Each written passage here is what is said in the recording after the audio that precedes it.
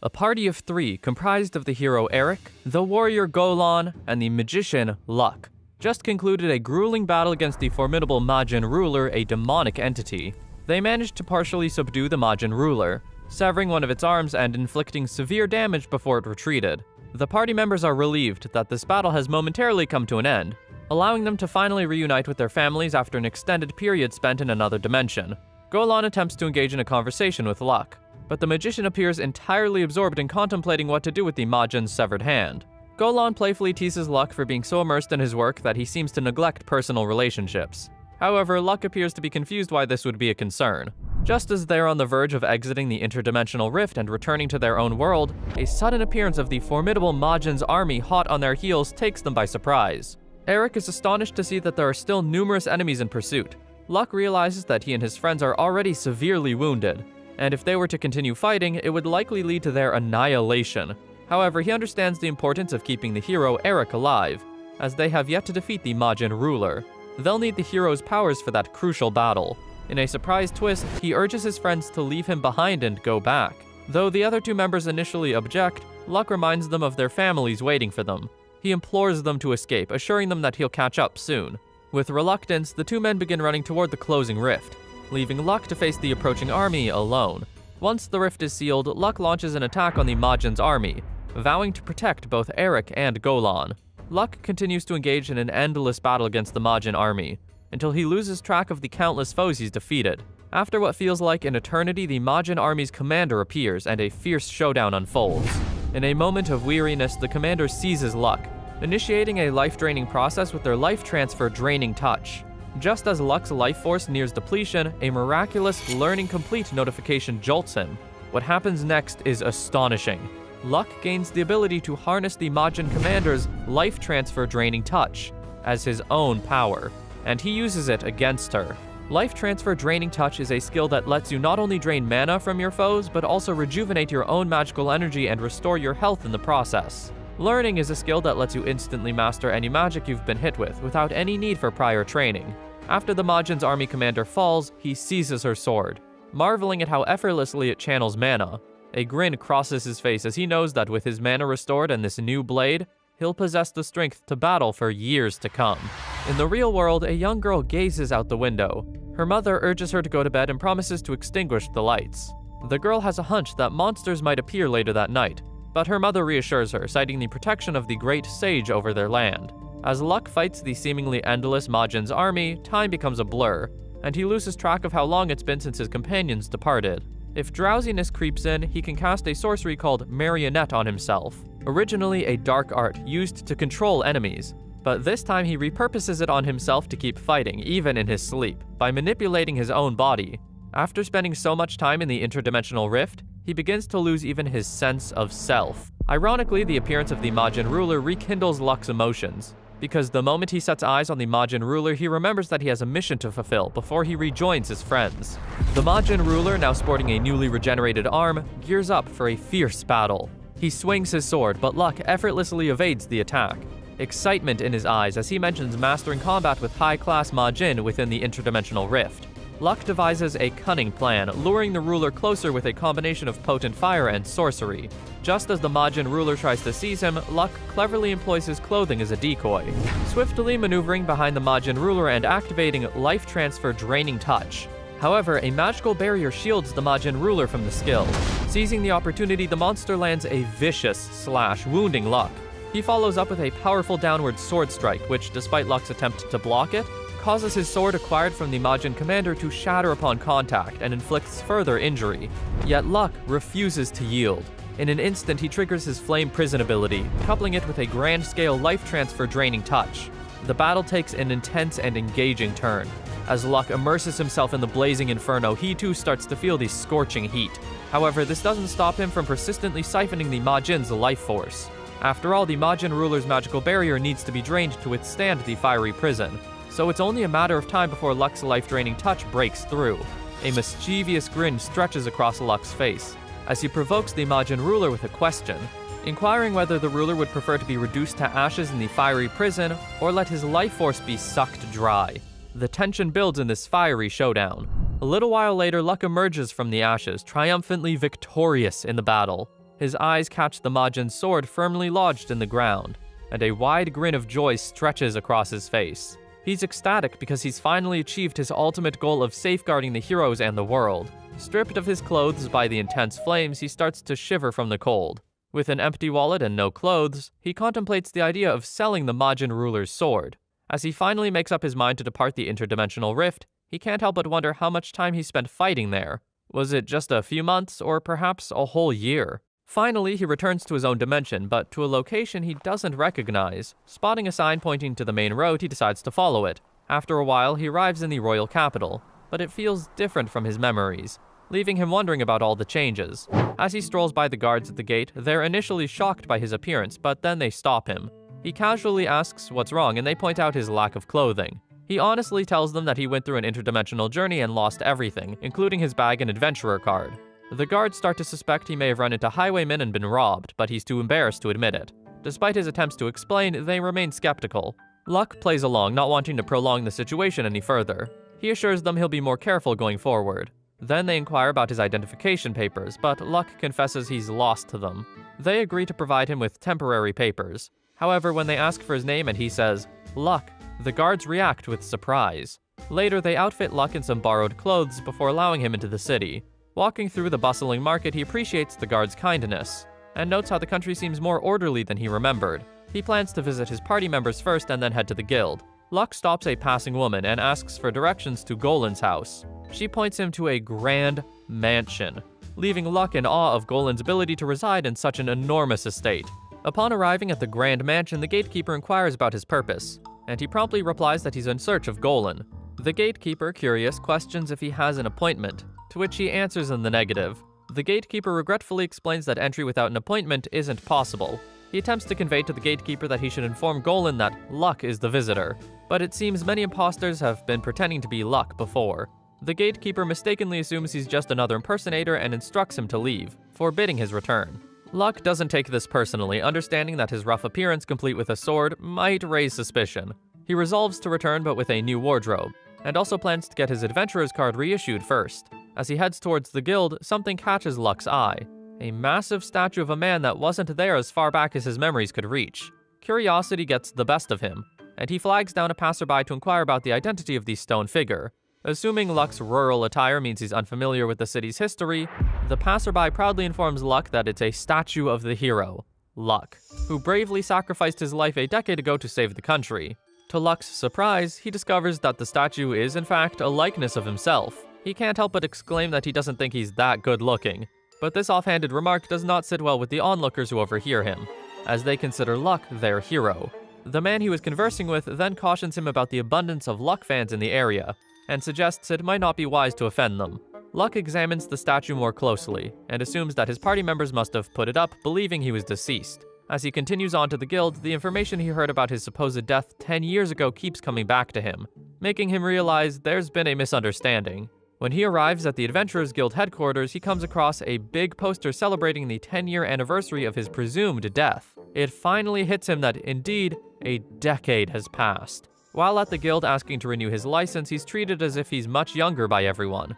When he takes a closer look at himself, he's astonished to find out that not only did 10 years pass in the rift, but he also appears 10 years younger than when he entered it. Golan finally locates Luck in the guild and rushes to embrace him, tears streaming down his face, much to the amazement of everyone present, who never thought they would witness their guild master in such a state. Later, Golan takes Luck to his office and offers him some delectable snacks, which Luck eagerly devours. Curious, Luck asks Golan how he knew he was at the guild, and Golan confesses that he received word that someone named Luck was looking for him, so he anticipated that they would come to the guild if it was indeed Luck. As Luck continues to enjoy his snacks, Golan advises him to slow down to avoid an upset stomach. Golan then orders some rice water, and soon a hooded figure carrying a tray enters through the door. To Luck's surprise, the figure reveals himself as Eric, and Luck notices that even the ever-dashing Eric has aged. Eric becomes emotional and expresses gratitude to Luck for returning, as they had believed he was no longer alive. Following their meal, the reunited group reminisces about cherished memories. However, Eric and Golan break into tears once again, and Luck playfully teases them for their emotional outbursts. Eric jokes that it's due to the effects of aging. Luck's two friends finally realize that Luck hasn't aged at all. In fact, he seems to have grown younger. Luck speculates that absorbing a significant amount of the Majin ruler's life force before defeating him might be the reason for his reversed aging. Eric and Golan are incredibly surprised by this news, finding it hard to believe that Luck single-handedly defeated the Majin ruler. They express that Luck's achievement, defeating not just the Majin's army but the ruler as well, is as mighty as the entire country's military power. Although Luck thinks they might be exaggerating, Eric insists they're not, explaining that the country had been preparing for years for the Majin ruler's return. But now Luck has already defeated him. Golan goes on to address Eric as a king, and suggests rewarding Luck, which astonishes Luck since he knows Eric doesn't come from a royal lineage. However, Eric clarifies that his service in repelling the Majin's army led to his recognition as a king. Golan explains that Eric is now the king of the country, while Golan himself has become the guild's Grand Master. Luck initially appears happy about their success, but they surprise him by granting him the title of Archduke Luck Franzen. Luck is bewildered because he never thought of himself as a noble and had no last name. Eric explains that it's a reward for his sacrifice, and Golan adds that the other nobles supported the decision, making it easy. Luck confides in his friends that he wants to keep his survival a secret from the public, to avoid power struggles with other nobles. However, Eric reveals that he has already discussed and agreed on the matter with the other nobles, leaving Luck no choice. Luck approaches Golan with a unique request to reapply as a new adventurer, wiping away his history as an S rank. He believes it's a golden opportunity for a fresh start. Despite their initial hesitation, Eric eventually grasps Luck's reasons and asks Golan to craft a new identity for him, to which Golan obliges. The new card shows his name as Locke, with only his middle name being displayed, and his true name becomes Luck Locke Franzen, with his S-rank status concealed. Golan offers him a room to rest, and Luck spends a week at Golan's house, catching up on sleep and regaining his strength. Locke finally wakes up after a deep sleep, and to his surprise, the butler informs him that he's been asleep for a whole week. The butler then mentions that Golan is waiting in the dining hall. Locke heads there to greet Golan, who is relieved that Locke is finally awake and must have been worried. Locke reassures Golan to not be concerned, and starts to dig into the delicious breakfast Golan is having. However, Golan serves him specially made rice water, which Locke assumes is because he hasn't eaten in a week. Golan inquires about Locke's plans for the day, and Locke explains that he's going to look for work at the guild. He also asks for a new magic satchel, as he's beginning his adventure anew, and Golan kindly volunteers to prepare one for him. Once Locke finishes his preparations, he heads to the Adventurers Guild. On his way, a girl practicing her sword skills overhears the gatekeeper from Golan's gate, apologizing for being rude to Locke the other day. Intrigued, the lady discreetly observes them from behind a tree. Locke reassures the gatekeeper that it's not a problem, and the gatekeeper thanks him for his understanding. Locke bids him farewell. Later, Locke stands in front of his stone statue, feeling that he won't easily get used to it. As he continues to gaze at the statue, a young boy suddenly rushes past and trips, falling to the ground. The boy's mother scolds him for running, and when the boy starts to cry, she consoles him, saying that crybabies can't become impressive individuals like Locke. The boy promises never to cry again. Upon hearing this, Locke winces and believes that it's better if people don't use others as an excuse to educate children. When he arrives at the Adventurers Guild headquarters, he observes the absence of requests to deal with dragons or Majin, leading him to conclude that the country must be enjoying peaceful times. He proceeds to sift through the beginner quests, searching for a challenging one with a modest reward, and eventually finds such a task. Locke submits the job request to the guild administrator for approval. However, she questions his ability to handle the job solo. Locke asserts his competence, but she insists that it's perilous for a newcomer to face goblins alone. He tries to persuade her that he can manage it, but she remains resolute in not allowing him to go alone. Suddenly, Locke hears a voice from behind, asking if he would like to join them for a journey. He turns to find a young boy and girl and inquires about their identity. They reveal that they are fellow F-rank adventurers. The boy is a sorcerer, Ario, and the girl is a scout archer, Jeannie. They mention needing a frontliner for their team. Before Locke can contemplate the offer, the guild administrator swiftly approves it, leaving Locke with no choice but to agree. As they head toward the forest, Ario introduces himself as an 18-year-old fireball caster, while Jeannie introduces herself as a 17-year-old archer. They explain that they're siblings, specialized in exterminating goblins in the countryside. Considering Locke entered the interdimensional rift at the age of 30 and fought for a decade, he's actually a 40-year-old man. However, revealing this would be odd, so he simply tells them he's a bit older than they are. However, they're skeptical because Locke looks younger than they are. After a while, they take a break and inquire about Locke's choice to accept goblin subjugation requests, despite the complexity and modest rewards. Locke doesn't reply directly, but instead asks why they took on the task themselves. They explain that their impoverished village suffered from goblin attacks and couldn't afford to hire help, so they assumed the responsibility of dealing with goblins. Later, they realized that other places in the world also faced goblin threats, leading them to become adventurers. Jeannie assumes that Locke must have a similar reason, and Locke decides to confess to avoid further questions. He finds the two adventurers kind, and believes it's his duty as their elder to guide young adventurers like them. Jeannie questions fellow travelers for details regarding the goblin attacks. After gathering information, she concludes that the goblin den likely resides in a specific mountain, estimating their numbers to be approximately 14. They opt to follow the goblin's tracks. Locke acknowledges Jeannie's exceptional scouting abilities, which seem beyond what's expected from an F rank. However, he's aware that she has underestimated the goblin count due to missing the camouflaged footprints. This suggests that another more intelligent creature is guiding the goblins. Although Locke contemplates sharing his deductions, he decides not to, preferring they figure it out for themselves. They trace the goblins to a mountain tunnel guarded by numerous monsters. Locke observes that the tunnel is both deep and lengthy, and because of its haphazard layout, it's vulnerable to flanking.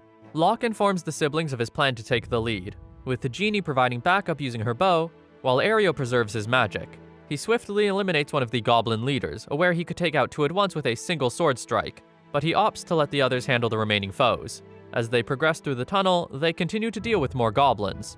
After a while, they manage to defeat most of the goblins, and they decide it's time to take a break. Aereo and Jeannie appear quite worn out after battling approximately 30 goblins. Locke then inquires if Aereo can still conjure a fireball, to which Aereo replies that he can, but he's running low on stamina. Jeannie also mentions that she's nearly out of arrows. Aereo suggests they retreat for now and return when they've recovered. Locke agrees, acknowledging that continuing as adventurers with depleted mana and arrows would be unwise. However, just as they're about to depart, they hear a loud roar and the heavy footsteps of an approaching monster. The monster is revealed to be a goblin lord, and Aereo recalls that F-rankers can't handle such an opponent. Even C-rankers would struggle.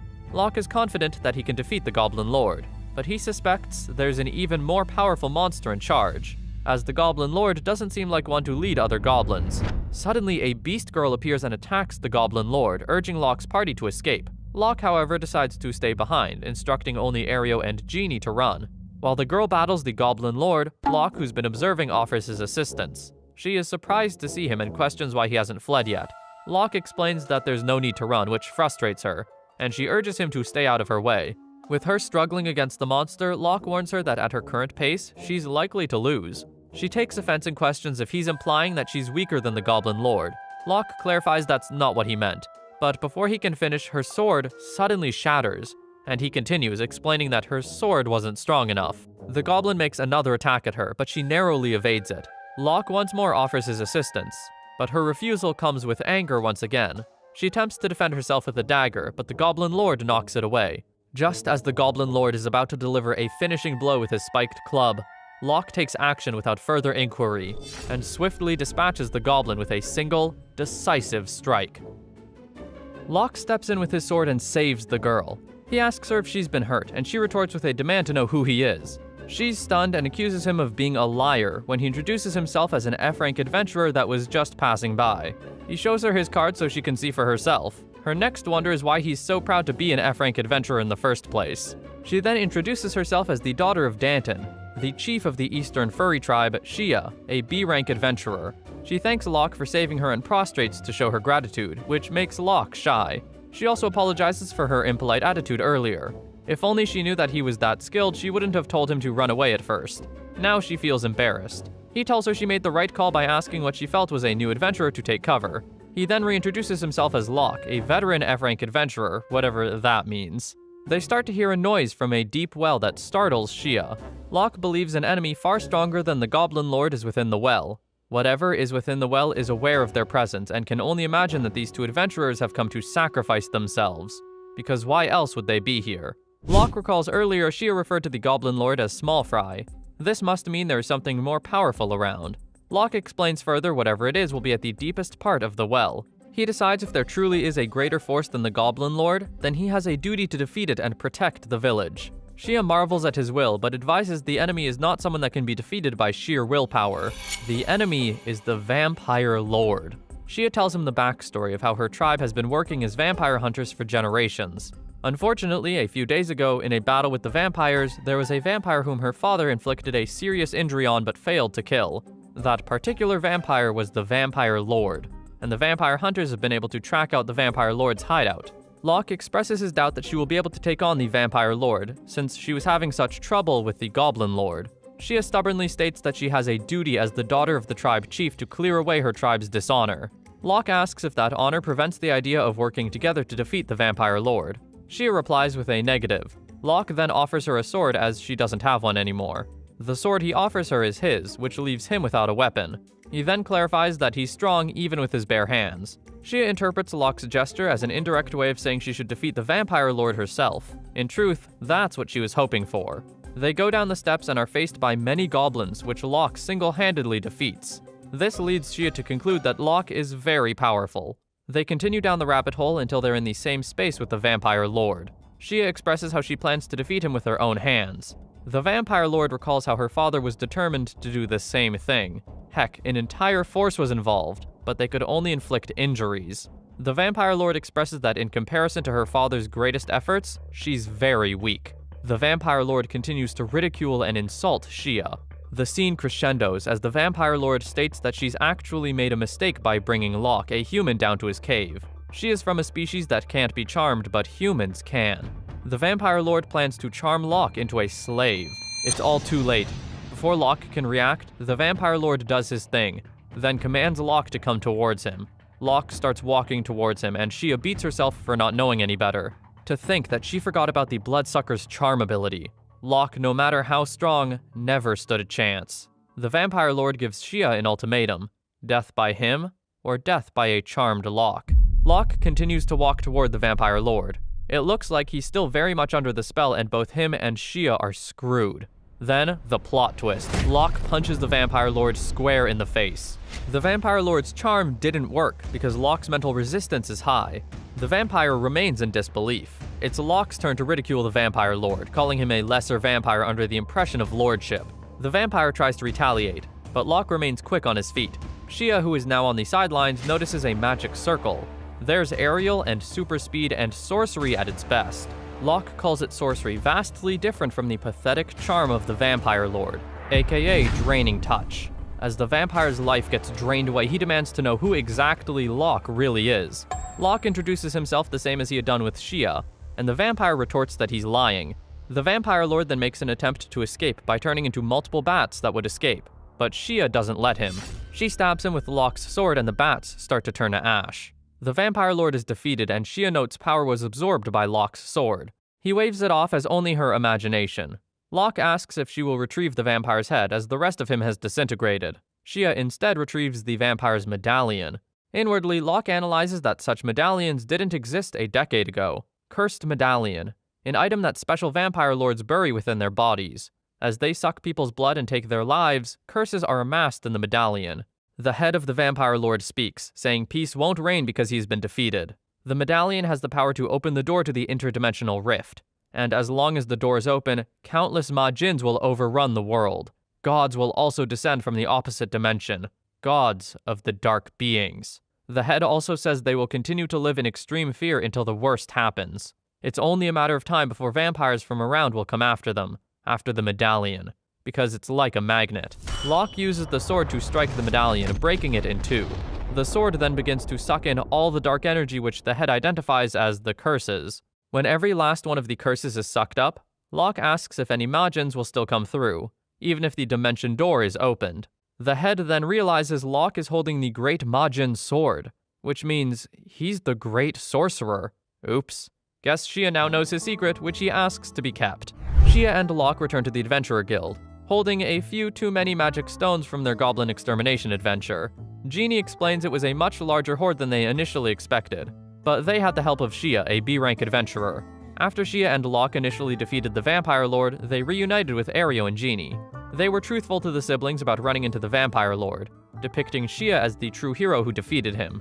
They, however, kept Locke's true identity hidden, simply depicting him as an extraordinary adventurer who had circumstances. They decided the information about the Vampire Lord was sensitive data that upper management needed to handle instead of the guild, and Shia was put in charge of informing the said management as a B-rank adventurer. Shia meets up with the rest after reporting to the management. She tells them the guild will be involved in the action against the Vampire Lord, and she gave them half the medallion. Was that really a good idea, Shia? Shia reminds that she still has the other half she can use as proof of clearing her tribe's dishonor. It also serves as evidence they will need when the time comes for them to explain things. Locke decides to let things be, and in the meantime, it's a drink and toast of celebration. After drinks, the siblings approach Luck's statue and kneel before it.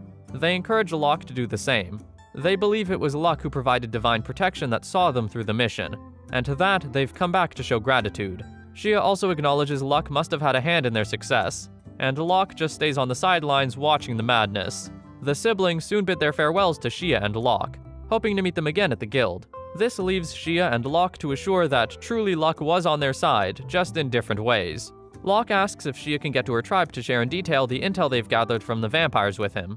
If the vampire's goal is to force open the interdimensional door to summon dark gods, the Beast Folk tribe should consider that the vampires aren't a problem for just them. Locke doesn't plan to let the peace that has been upheld for 10 years to be destroyed. Shia is momentarily zoned out, still not over the striking resemblance she now sees between Locke's statue and Luck himself. Locke continues to counter any such resemblance. Shia then basically expresses how lucky she is to be working with someone so legendary, and promises she'll return quickly to her village and come back with the information Locke needs. She goes off and Locke decides that he'll need to report back to Golan. The Adventure Guild is a large organization. The larger the organization, the more time it takes for a decision to be made. If Locke doesn't do it first, it would take time for the news about the Vampire Lord to organically reach Golan. The appearance of the Vampire Lord isn't important, but the vampire's goals are the real threat. If they respond too little too late, they are bound to regret it. Chances are Shia felt uneasy with the guild's response, hence why she entrusted the medallion to Locke. Locke returns to Golan's place and it turns out Golan has been worried sick because it's been days. Talk about a typical father that Locke doesn't remember asking for. Locke presents the other half of the medallion and Golan wants it examined with a special machine. He also states that he will be in contact with Shia. Celerise, Golan's daughter, steps into the room and gives a cold shoulder. Locke initially thinks it's directed at him, but Golan explains that he might be an overprotective father. Celerise wants to be an adventurer and Golan isn't having it. He will ultimately discuss it with his wife who is on a business trip in a neighboring country. Locke watches Celerise train from the window. She has a form similar to Golan and certainly has talent. She catches him staring and he has to turn away. Later on, while Locke is having lunch, Celerise steps into the room and immediately gives him a cold shoulder upon seeing him. She points a finger straight at him and questions if he is her father's bastard child. At least it explains what her issue is with him. She breaks down her suspicion to her father waiting for their mother to be out on a trip before receiving his bastard child he was rather pleased to meet. There's also the fact that her father was worried sick when Locke was missing for days. All analysis points to her conclusion, which makes her begin to tear up. Locke is challenged with telling the truth, as letting Celerise's assumptions run wild could lead to a disaster, causing a crack in the Golan family. He speaks up, but she isn't about to believe Locke is actually her father's comrade who is a 40-year-old in a kid's form. She continues to insist they must be siblings, even when Locke pulls out his Adventurer's Guild card. They might not bear the same last name, but this could easily be because her father never claimed Locke. She decides she's Locke's big sister and starts to warm up to him. She knows her mother would be cross though, and Locke fears the same. This is the sort of narrative that could absolutely tear the Golan family apart. Locke takes his chances and reveals his true identity to Celerise. He explains that he returned 10 days ago from the interdimensional rift. His explanation, however, leads her to believe that the great sorcerer is her father's son, and her little brother, as Locke does have a resemblance to Golan. To think her imagination couldn't get any wilder. Locke starts to see why Golan is against Celerise becoming an adventurer, although a strong imagination also implies a strong will. Locke then presents Celerise with a proposal. He asks her to do a simple guild quest with him, as she has already registered as an F-rank adventurer against Golan's wishes. While on their quest, Locke asks why she has chosen to become an adventurer. She reveals she was told adventure stories from her father instead of being sung lullabies. Fascinating stories, more so than a picture book. She wants to go on adventures like her father did. Her dream is to be just as strong. This causes Locke to reveal that many adventurers have died trying to reach Golan's level of power. Extraordinary talent and devotion and the godly fortune bestowed upon the trio of then is what saw them through their adventures. Locke continues to advise Celerise to take it one step at a time. No shortcuts, but to pick quests best suited for her and gradually improve with those. It's the best strategy if she really wants to become just like her father. Locke knows that there are flaws to his advice. Adventurers take up suitable quests all the time and still end up killed because the guild miscalculates, like in the goblin situation. Ario and Jeannie would be dead meat if Locke and Shia hadn't shown up when they did. Locke then takes it upon himself to show Celerise techniques and skills, in order to prevent herself from losing her life even in the face of miscalculations. They take a closer look at their quest. Villagers reported sightings of rabid beasts, but there have been no human casualties yet. If the spottings are true, then their current quest is unsuitable for E-rankers. It's a puzzling situation. A group of magic beasts that don't exist have been spotted, but don't seem to have harmed any humans. This could only mean one thing: illusion magic. They go over to where the sightings were reported and confirm it truly is illusion magic. Locke advises Celerise to not feel overwhelmed by the weight of it and just go for it. Celerise goes in with her sword, able to strike at the same time the dragon reaches out a claw. She hits it square on the claw, and Locke watches from the sideline with an intrigued smile. Her strength as a fighter is certainly incredible, even without bias for her relation to Golan.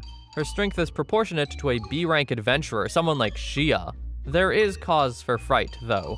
The illusion of the dragon is quite strong illusion magic. It's a mass of magical powers. The more Celerise is able to make contact with it with her sword, the more of an interaction. And the more of an interaction, the more likely for even the illusion dragon to possess a mind of its own.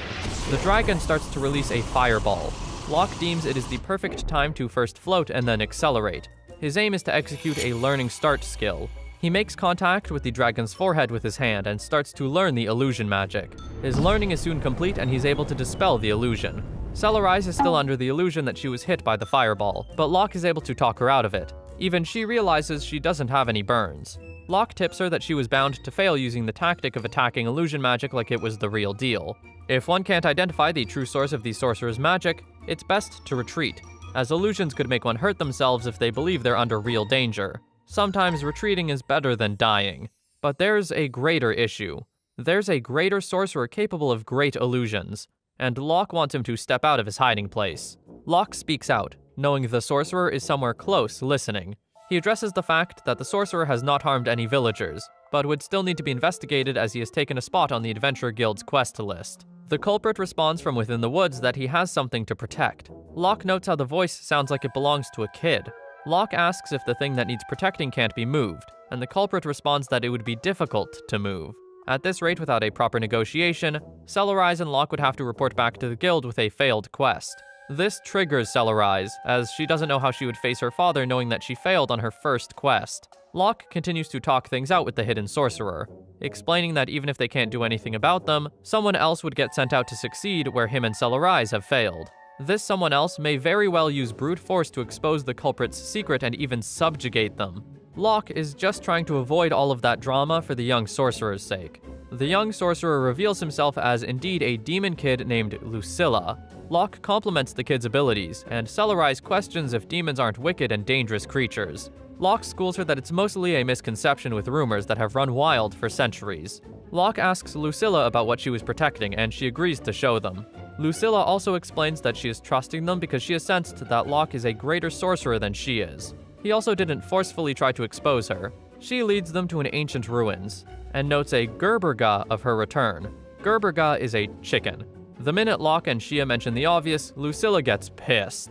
Lucilla clarifies Gerberga is a divine cock with the power of a god. It is said that Gerberga's ancestors used its crowing to awaken the world, and is the god his tribe worships. The backstory is that his tribe lived in the mountain range far up north. That is until one day a vampire party suddenly came attacking the village, and Lucilla was the only survivor. The tribe entrusted the divine cock to Lucilla, and she has kept them afloat with illusion magic against the vampire's relentless pursuit.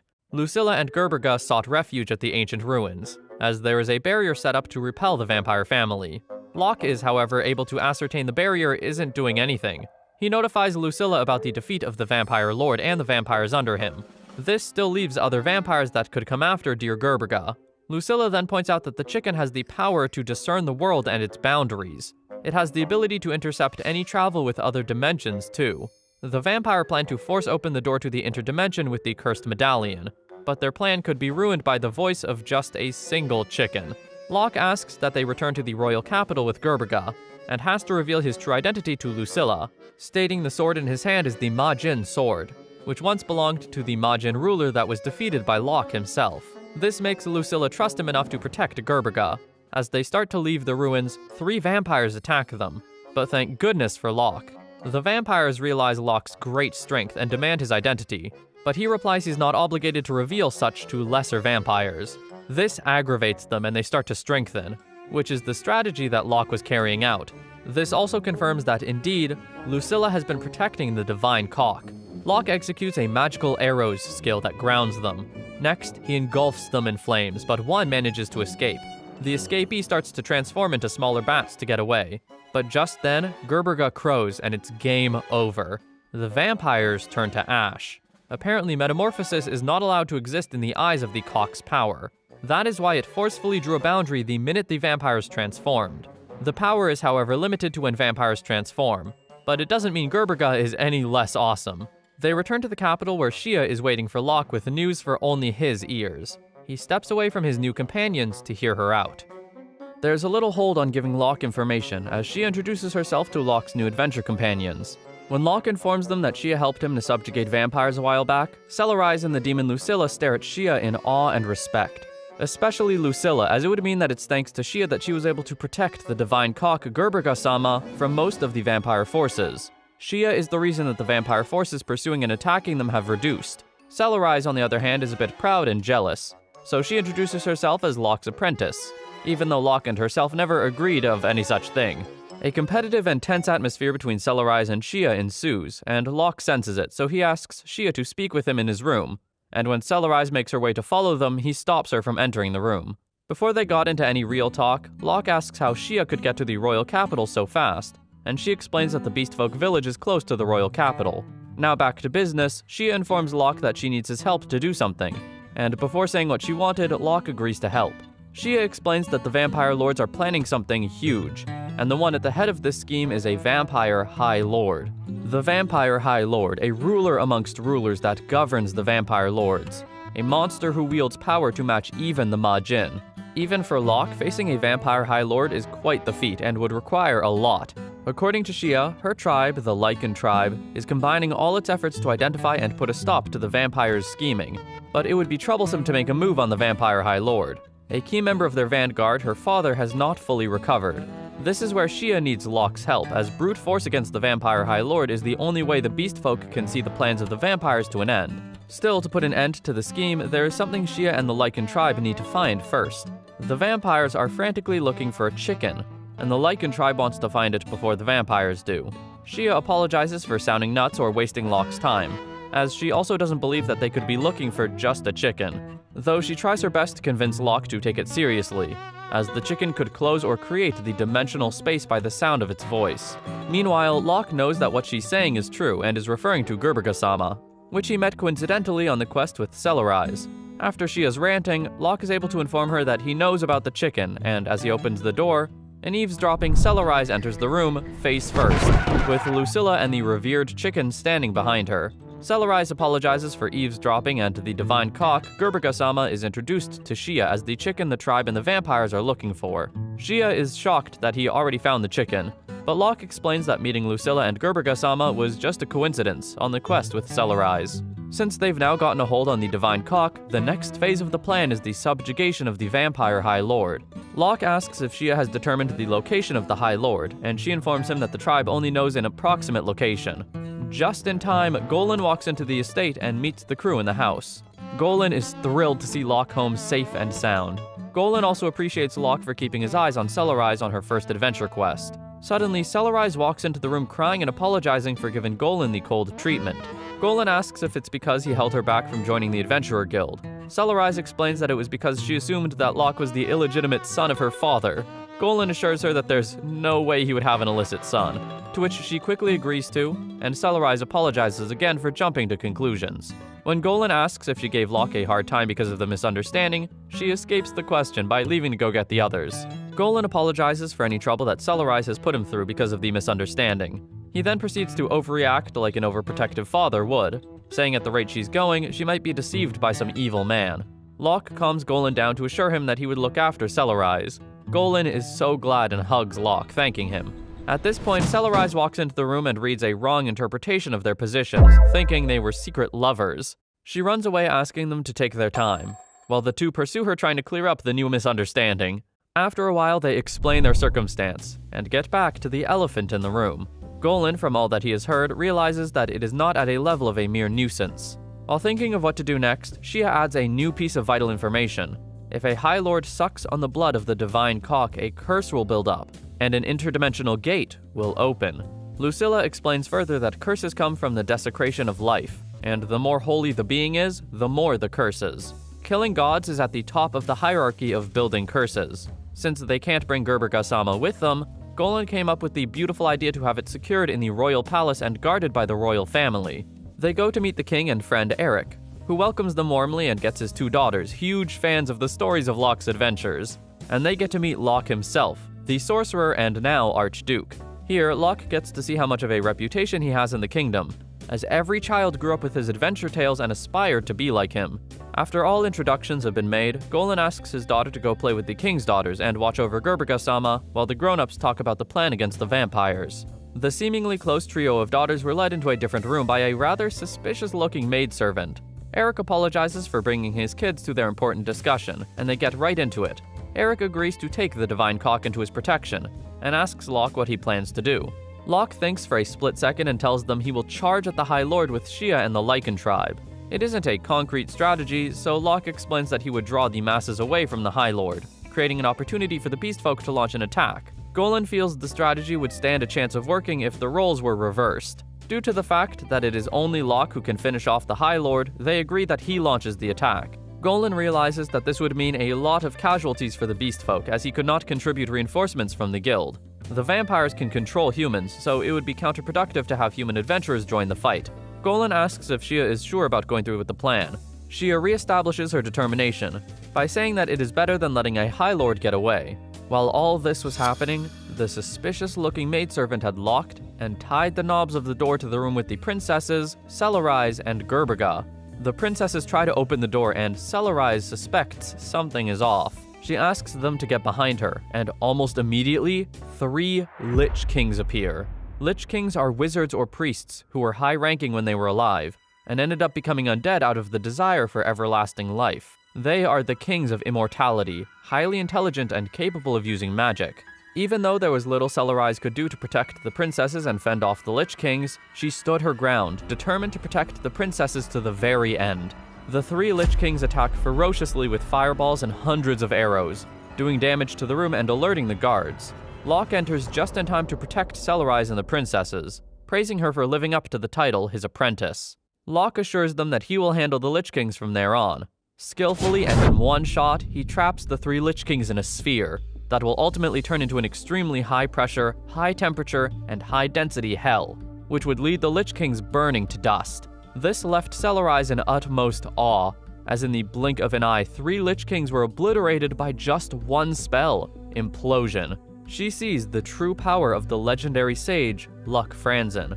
Luckily, Locke spots the ringleaders of the attack on the palace, lesser vampires who wonder what happened to the Lich Kings. Locke sees this as a beautiful opportunity, and using Lucilla's illusion spell that he had learned, he changed into the higher vampire they recognized as the 8th. He uses this to interrogate them, and they inform him that they are subordinates and under the order of 6th. The lower the number, the higher the power the vampire possesses. Therefore, there is someone higher than the form he took, the 8th. Locke asks them why they entered the palace and what their mission is.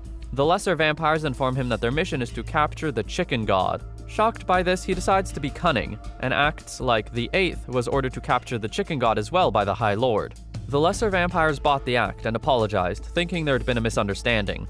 They even gave him a teleportation magic circle that could get him to the 6th, so the confusion can be resolved. Successful at getting all he needed, with Golan's help he takes the lesser vampires out and returns the daughters to their fathers safely. They discover how the lesser vampires got into the castle even when it is guarded with magic. It was through an already finished teleportation magic circle, which is a tray that the suspicious maid Rowana brought there with treats inside of it. Celerise and Shia make their way to seize the maid, while Locke requests that Golan guards the chicken god. Locke goes through the teleportation circle with the goal of finding the so-called 6th and killing him. He lands in a different environment through the tray and soon enough encounters another vampire asking who Locke is. Still using the illusion magic, he intimidates the vampire he encountered. When he turns, the vampire recognizes him as the 8th, and asks that he heard that the 8th was annihilated by the beast folk.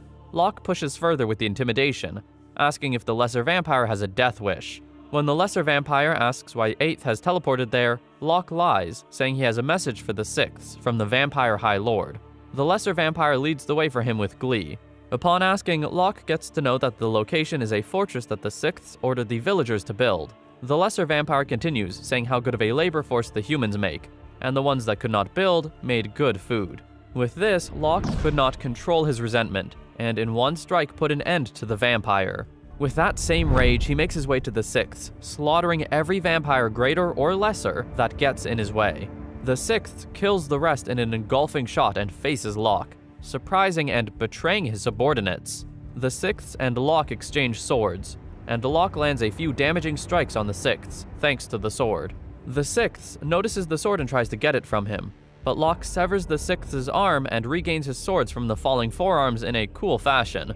This leaves the Sixths in awe and wondering who Locke is. Locke introduces himself, and the Sixths realizes that their attack did not go successfully, given the speed of Locke's counterattack. Curious, Locke asks him how he got his underlings into the royal palace, but when the Sixth shows no sign of disclosing information, Locke kills him off. Before the Sixth dies off, he warns Locke to enjoy the life he has now. When the time comes, the High Lord will bring chaos and pain into their healthy and peaceful lives. As the vampire died, the medallion breaks into halves, letting out the curses and wailings of numerous beings that the Sixths had killed. The sword absorbs all those wailings, which makes Locke more determined to put an end to the plotting of the vampire High Lord. Soon enough, Locke is ambushed by a horde of vampires, through which he angrily cut through to get to the exit of the fort. Then, Locke realizes something sad. The humans that have been subordinated from getting their blood sucked cannot be saved, as they simply turn to ash once they lose their governing lord. He realizes that there is not a single living soul in the entire town that could be saved. On getting back to the royal palace, which right now has her defenses at peak level, he is welcomed by the king and the guildmaster, Eric and Golan, at the palace gate. Locke sadly assures them that he has dealt with every vampire he could find there, showing proof, but he adds that unfortunately there were no nearby living villagers to save. Locke blames himself for failing to see the plan earlier, but Golan takes the blame as he is the guildmaster, and Locke has just been back to the world for 10 days. Golan accepts responsibility and assures that the nearby villagers will have a proper burial, as it is the very least that can be done for the dead.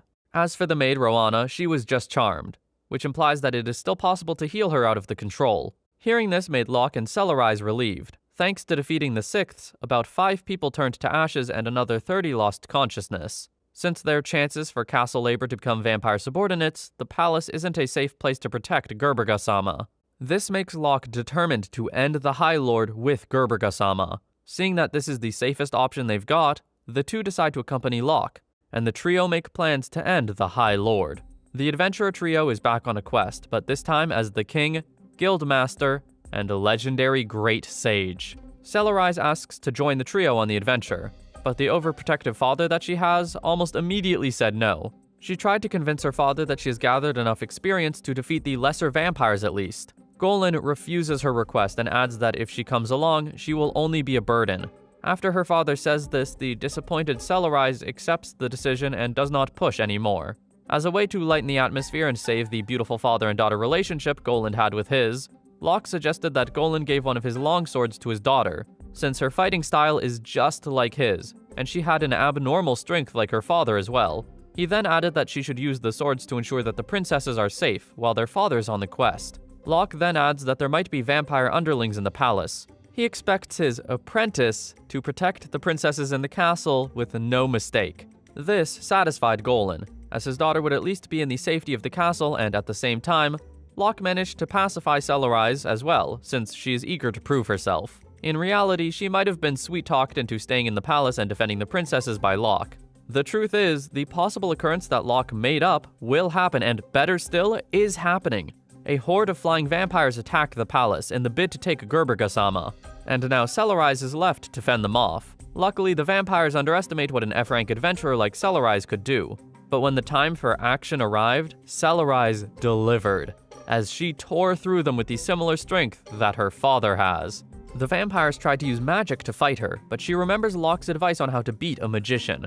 You make your blade touch him first. She easily takes the 2 vampires who are using magic out, before they can do anything. The vampires that are not exchanging blows with Celerise try to take the chicken from Lucilla, only to realize to their greatest surprise that there was nothing inside of the cage.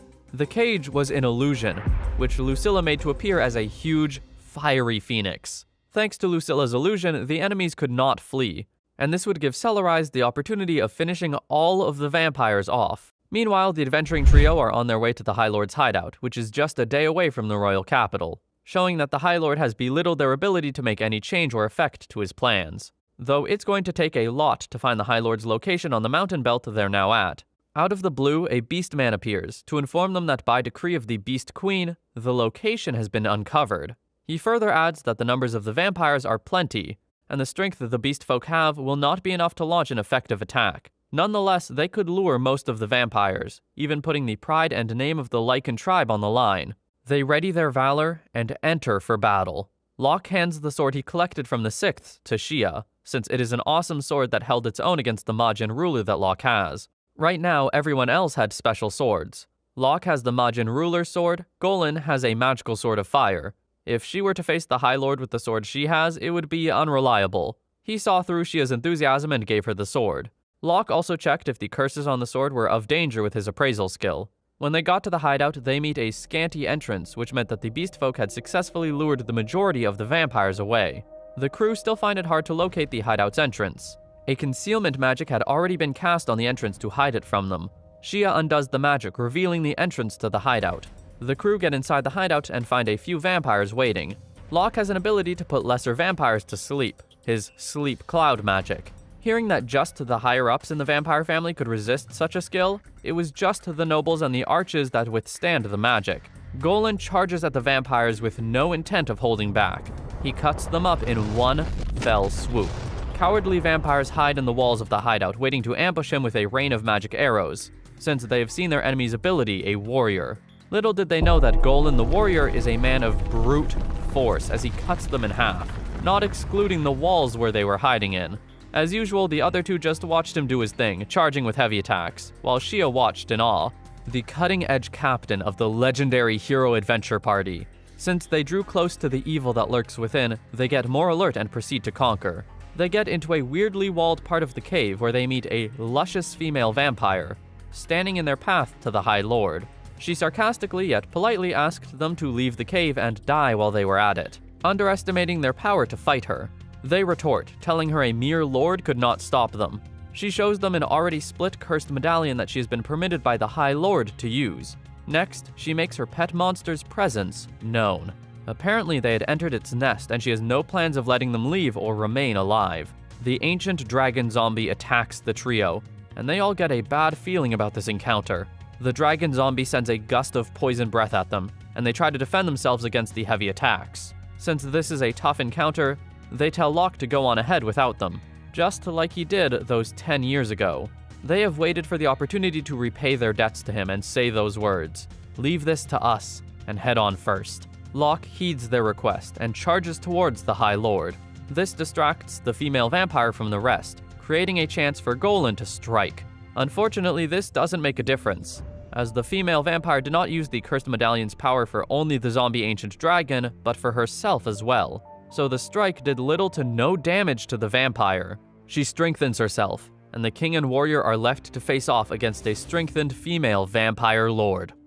Meanwhile, the queen is present at the cathedral. She instructs that all holy people present there should join her in strengthening the barrier around the High Lord's location, as she knows that the barrier will greatly limit the High Lord's movements and increase their chances of winning. Together, everyone present at the cathedral prays for God's divine protection. Since they can't fight at the battlefront, this is their way of aiding the victory against the High Lord. At the nearby forest surrounding the High Lord's location, the battle is intensifying, and it looks like the vampire forces of the High Lord have the upper hand at the moment. Most of the vampires present in the forest are lords, so they are much more difficult to deal with than the rest. As a result, the attackers decide to retreat. However, the retreat is just a part of their brilliant strategy, as they intend to lure the vampires into a hot chase. The vampires seem to buy the bait as they get ready to chase down the people, but one of the lords can see through their plan. He informs his comrades of the people's likely strategy to create space for a detached force to assault the High Lord. According to this lord, there's a chance that the detached force has already made its way to the High Lord's castle. He smiles and applauds the brilliant strategy of his adversaries. However, he remains unbothered, as he knows that the detached force just condemned themselves to death at the hands of the High Lord. After all, the High Lord's power is too great to be bothered by a group of weak humans. Just as predicted, Locke and Shia make their way to the High Lord's castle to face off against the High Lord himself. Everyone has done their part. Now Locke and his companion must finish off the work. They go straight to the High Lord's location and meet him sitting, as if to say he's been expecting them. The High Lord smiles and boasts about teaching them a lesson. They can feel his malevolence, and can tell that it's much more superior to others. Locke reveals to Shia that the High Lord has an offensive barrier up. She nervously nods to signal that she understands. Shia observes that Locke doesn't appear too bothered by the High Lord. Behind the High Lord, there's a cage that makes them curious. The cage is a little too far away, so they can't see what's inside. The High Lord takes advantage of this distraction to attack Locke. Fortunately, Locke easily blocks his attack, leaving Shia in awe of both of their powers, as she can barely keep up with their moves. The High Lord commends Locke's reaction speed, saying it's impressive for a human. When he finds out that charm doesn't work on Locke, he's particularly intrigued, and seeks to know the name of his adversary. Locke refuses to give out his name, and they say the High Lord is the one with barriers. Locke takes out his blade to attack the High Lord, and while he manages to evade the blade attacks, Shia realizes that he might be oblivious to her attacks. So Shia comes in and attacks from the High Lord's blind side. Unfortunately for her, he easily evades the attack and turns to face her. Locke takes this opportunity to swing his blade at the High Lord's arm, effectively taking his left arm away. This increases their confidence. The High Lord ensures that their confidence is to be short-lived by growing a new arm. He says that their blade won't work on him, but Locke realizes that the problem is his excess supply of mana that's difficult to absorb in just one hit. He steadies himself for another attack. Meanwhile, King Eric and Golan are still facing tough battles outside. The battle takes a new turn when King Eric asks Golan to take care of the dragon zombie. The vampire laughs at Golan, thinking Eric has ditched his comrade. But Eric has only put his comrade in the battle that suits him better. Eric uses levitation to chase after the vampire. Unknown to him, the vampire he's chasing is a decoy, and just a brilliant cloning move. The real vampire holds Eric from behind and buries her teeth in his neck, intending to turn King Eric into a vampire and her manservant. Unfortunately, the bite fails and Eric remains unchanged. He reveals that he's already married and can't be turned by her. He also reveals that the hero's blood has high poison and mental resistance, which is perfect for getting rid of witches. She tries to attack them again with magic, but her powers don't seem as powerful as before. The barrier created by those in the cathedral is now in effect, and the people suddenly have the upper hand against the vampires. Eric finishes the vampire witch off first, but she first warns that they will never win against the High Lord. Golan also finishes his opponent off, but he faces some difficulty trying to move his weak hips around. The battle against the vampire witch is now won. King Eric teases Golan by calling him an old man, while Golan responds by teasing him about flirting with the vampire witch while married to Queen Levi. Meanwhile, back at the High Lord's castle, Locke and Shia are still engaged in a fierce battle against him. At this point, they notice that his movements have slowed down, so Locke says that the time to attack the High Lord has finally come. He uses a draining touch skill on the High Lord, which weakens him even further. The High Lord starts to retreat, so he calls out the Divine Cock. The presence of the Divine Cock changes the whole shape of the battle, and the previously retreating High Lord seems eager to fight now. Locke tells the High Lord that there's no point in delaying his inevitable defeat, but he becomes less confident when the High Lord reveals his cursed medallion. The High Lord says it's unwise to bring the Divine Cock to a battle, and calls it a sacrifice for the gods. Once he activates the cursed medallion, he uses it to erect a powerful anti-barrier as a counter to the barrier erected by Queen Levi and the others at the cathedral. With the anti-barrier, the High Lord has the upper hand again, and he now intends to feast on the blood of the Divine Cock. The anti-barrier completely restricts their movements and forces them down onto the ground. The High Lord reveals that he activated the divine protection of the gods of the dark. He grins and explains that the strong force Locke and Shia are getting hit by is their god's divine protection. This protection stops lords, high lords, and arches from taking any action in the royal capital, keeping the people safe. However, with the activation of the divine protection of the gods of the dark, Locke, Shia, and everyone around is restrained from moving as much as they are loved by their god. Meanwhile, back at the Grand Cathedral, Queen Levi seeks to restore the supportive barrier that is now destroyed. The others advise the Queen not to proceed with the barrier as it might negatively affect the royal capital's barrier. Queen Levi doesn't intend to stop trying to construct the barrier. She reminds the others of the sacrifice that King Eric and his comrades are currently making against the High Lord. The least they can do is provide God's divine protection for them. The Queen's words inspire the people who are now ready to join in the formation of the barrier. The archpriest, while talking to himself, reveals that Queen Levi is the true form of Levi Ardennes. Locke activates a dual barrier, and then uses the marionette skill as a last resort. With this skill, even though his muscles feel like they're being torn apart, he can still move his body a bit more freely than moments ago. He struggles to get up and walks towards his target, the crystal core, the source of the anti-barrier. The High Lord sees through Locke's plan and moves to stop him. Shia anticipates this move and strikes the High Lord with her blade. It's enough to slow him down but not completely stop him, and he eventually triumphs in his mini-battle against Shia. Locke is now one step away from the crystal core and moves to take it. The High Lord immediately catches the swing of his blade, stopping him from destroying the crystal. The High Lord moves to attack him, but Shia is up again at this point, and moves to help Locke in his fight. The High Lord laughs at their futile attempt to stop him. While they struggle to move freely in the barrier, the dark beings have amplified powers there. Locke urges the High Lord to look at his hand. The High Lord realizes that his anti-barrier is getting weaker. This must be because a holy barrier is being formed somewhere. The High Lord is bewildered at their audacity to form a holy barrier in there. Locke knows that he must make good use of this opportunity, so he goes in and delivers multiple blows to the High Lord with his blade. Locke notices Queen Levi's presence, and can tell that she formed the holy barrier that helped them. Before the High Lord disappears into thin air, he promises to remember Locke and Shia's actions. Locke brings out the divine cock Gerberga, and lets the cock crow as a signal of their victory. Shia informs Locke that she noticed the presence of a woman in the room. Locke reveals that it was Queen Levi. Queen Levi also feels the defeat of the High Lord and announces it at the cathedral. They all rejoice at the news. A little while later, King Eric and Golan come in to see that the High Lord is already defeated. They ask about the pressure they feel, and Locke tells them everything about the High Lord's anti-barrier. From their conversation, Locke realizes that the people who weren't so close to the barrier could still move. This indicates that the anti-barrier effect has a short range. Locke checks to make certain that Shia is alright. She reveals that she only sustained small scratches after Locke protected her vital body parts with magic. Locke apologizes for not fully protecting her, but she insists that she should apologize for needing protection at all. Locke points out that they owe their victory to the goddess's divine protection. He asks King Eric to express his gratitude to Queen Levi. Locke thinks about the decade he spent in the interdimensional rift, and how he got accustomed to fighting on his own. However, he admits that having comrades who have your back is a nice feeling. Now that the battle is over, Locke and Shia turn their attention to the cage that initially got their attention. It looks like a sleeping wolf is inside the cage, but it can easily be awakened once the sleeping cloud is removed.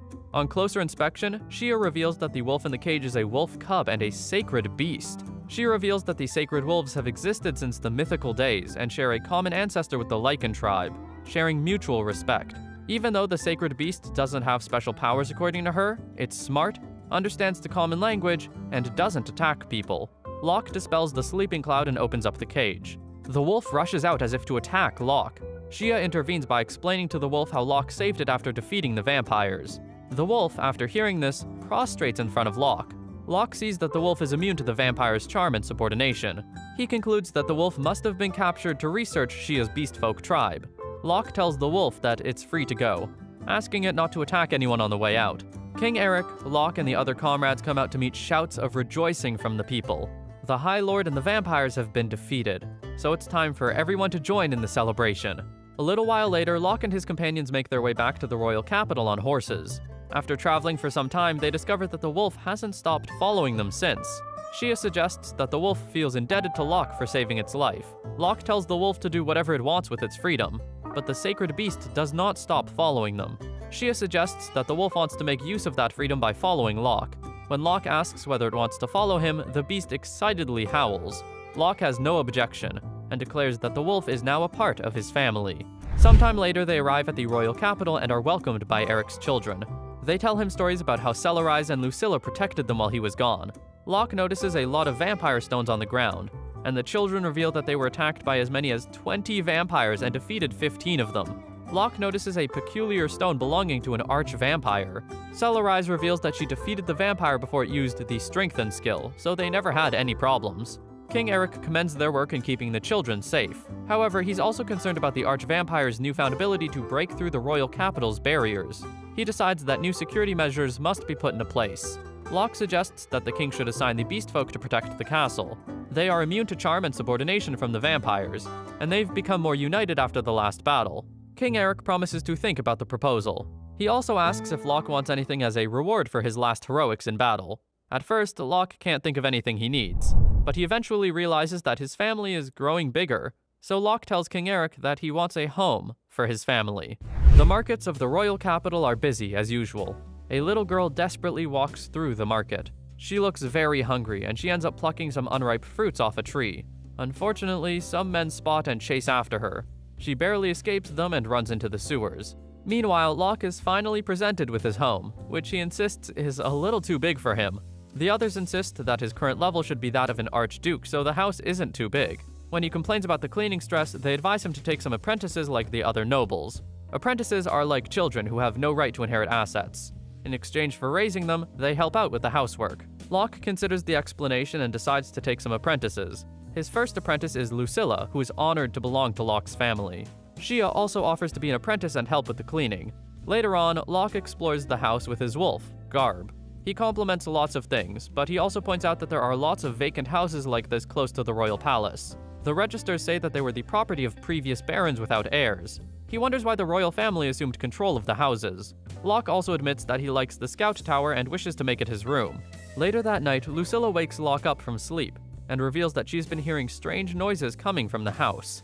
She describes it as a ghost's voice, making Locke question why Eric would give him such a house. Locke walks with Lucilla to the cellar where the sound is coming from. He hears the voices and asks Lucilla to light the place up. They see a little girl hanging from the ceiling and crying about pain. At first, they think she's a ghost, but the constant pleas from the little girl make them realize that they're wrong. Locke pulls the girl down and Lucilla calls her a burglar, asking Locke to immediately report her to the authorities. The little girl introduces herself as Milka, and thanks Locke for saving her. According to her, she stayed in the castle because she thought it was empty. She reveals that she lost her parents a long time ago, and while she was raised by her grandfather, he also passed on a bit ago. According to her, her grandfather's home was seized after his death due to debts owed. Milka says she's lived in the sewers until recently, when one of the walls collapsed. She followed the walls and found out that it led to Locke's home, which unexpectedly had a trap and captured her. Locke is fascinated by the thought of the place being connected to the sewers. He decides to check it out, wondering where else it leads to. He also says that they must seal the hole that leads to the sewers. Milka shows them the collapsed wall, which looks like it collapsed due to lack of maintenance.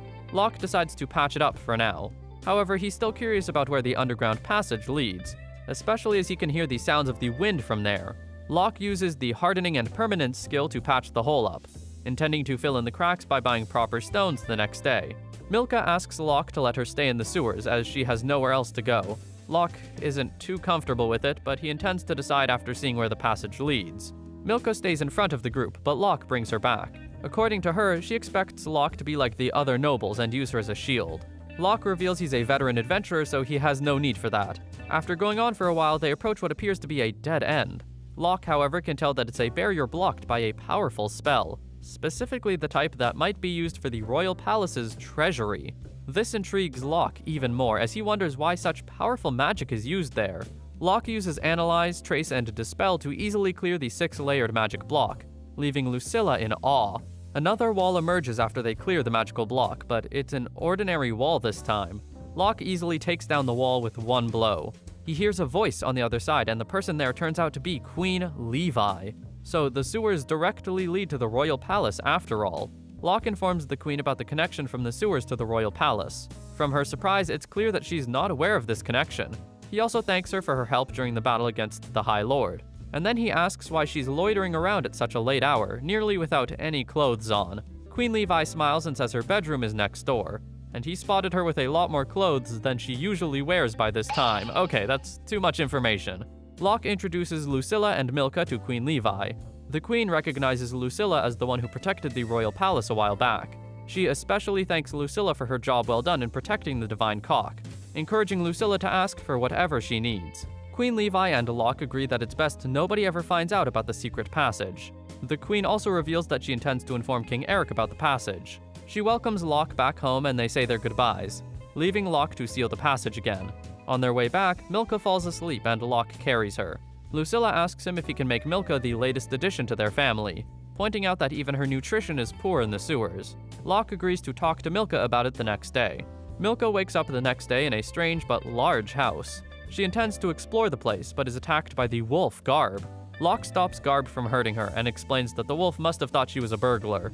Everyone comes out because of the noise, so Locke uses the opportunity to introduce Milka to everyone as the latest member of the family. That morning, Milka bonds with her new family over a well-prepared breakfast. Later that day, Locke announces that he's going to shop for some cleaning tools and stones. Celerise and the little Milka go along with him. They split after they learn that the stonemason is different from the hardware store. Locke gives Milka some money and sends her to get cleaning goods. Unfortunately, the men who chased Milka earlier spot her again and follow her into the hardware store. They seize her and refer to her as the brat who ran away. She insists that she has paid up after her grandfather's house was seized, but the men don't intend to let her go. They announce that she must pay the rest of the debt with her body, intending to sell her to slavery. Fortunately for Milka, two passerby adventurers overhear their conversation and step in. After all, King Eric had strictly forbidden human trafficking. The men try to explain that the child owes a debt, and has been discovered to have a huge amount of money with her. Just when the men think they're getting away with it, Milka explains that she has that amount because she was sent on an errand by her master, Locke. Immediately after the adventurers hear that her master is Locke, they conclude that the men trying to take Milka are scoundrels, and the little girl must be protected. Lucky girl, huh? The thugs finally catch on that Aereo and Genie are onto their tricks, so they switch tactics and resort to taking the girl hostage. They grab Milka roughly, showing no concern for her well-being. In the blink of an eye, Genie fires her arrow, pinning one of the thugs to his cart, while Aereo conjures a fiery attack. Meanwhile, in another part of town, Locke senses the use of magic and takes off running, with Celerise following behind. When he reaches the scene, he's astonished to find Aereo and Genie. The siblings are equally relieved to see him, feeling it's perfect timing. Locke notices the tied-up thugs and asks about them. Aereo explains that these thugs were attempting to kidnap Milka. As Milka spots Locke, she becomes emotional, apologizing for not realizing she still owed some debt, and never intending to cause him trouble.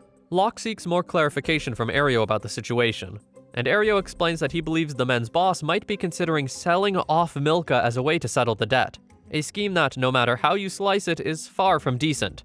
Locke gathers the fallen coins scattered on the floor, handing them over to Milka with a warm smile. He reminds her of the home she lost and assures her that there's no need to suffer anymore, promising to handle the rest himself. Celerise, on the other hand, is absolutely livid at the thugs for subjecting Milka to such a terrible ordeal. She makes a determined vow to turn them over to the authorities. Just as she's about to speak, a group of police officers arrives at the scene, and Celerise takes it upon herself to explain, even though Aereo questions if she's up to the task. Locke takes a moment to introduce Aereo to Celerise, mentioning that she's the daughter of the Guildmaster Golan. This revelation surprises the siblings, as they're aware of her reputation for defeating an arch-vampire shortly after becoming an F-rank adventurer. They also mentioned that Shia received a share of credit for her role in the battle against the High Lord. It's quite clear that Locke is surrounded by an extraordinary group of individuals. After a heated argument with the police, Celerise returns to give Locke the news. Apparently, the cops have no plans to arrest those troublesome thugs. Locke digs deeper with the officers to confirm this unsettling news. A rather downcast policeman shares the sad truth. Their statement alone isn't enough to make a solid case. Why, you ask? Well, it turns out the boss of these thugs is a major headache. Even if they did nab the thugs, they would likely be back on the streets in no time. The boss in question, Cabino Donovan, isn't your everyday troublemaker. He's a big shot who rules the lower district, and has the police officers wrapped around his influential finger. The plot thickens when they spill the beans on Cabino's ties to the nobles, making it a tough nut to crack for any arrest warrant. Locke isn't ready to throw in the towel just yet, and he quizzes the police about needing concrete evidence. Turns out even solid evidence hasn't worked in the past, thanks to meddling top brass. Celerise finally grasps that Cabino's web of influence goes deep, extending even to the senior officers. The police confirm this as their reason for not taking more direct action. To make matters worse, Cabino has cooked up a personal army with former adventurers guarding his back. But Locke, being Locke, doesn't seem too fazed. He shrugs off the whole personal army story, leading to a friendly police warning about the 30-strong crew that Cabino has in his corner. Locke's response? No big deal, as long as it's only 30. As they're knee-deep in this intriguing conversation, a mysterious person appears to be eavesdropping on their every word. Later in the day, Locke decides to embark on a little adventure to the Outer Wall District for investigation. This place, well, it's not exactly the prettiest part of town. It's more of a slum, full of unpleasant smells and grime. And it's known for housing its fair share of troublemakers. As Locke snoops around talking to the locals, he uncovers a rather alarming discovery. It turns out that a bunch of kids have been mysteriously vanishing from this area over the past few weeks. The plot thickens when Locke recalls that he was told about Cabino's men aiming to sell off someone named Milka. Connecting the dots, Locke starts suspecting a link between Cabino and the missing children.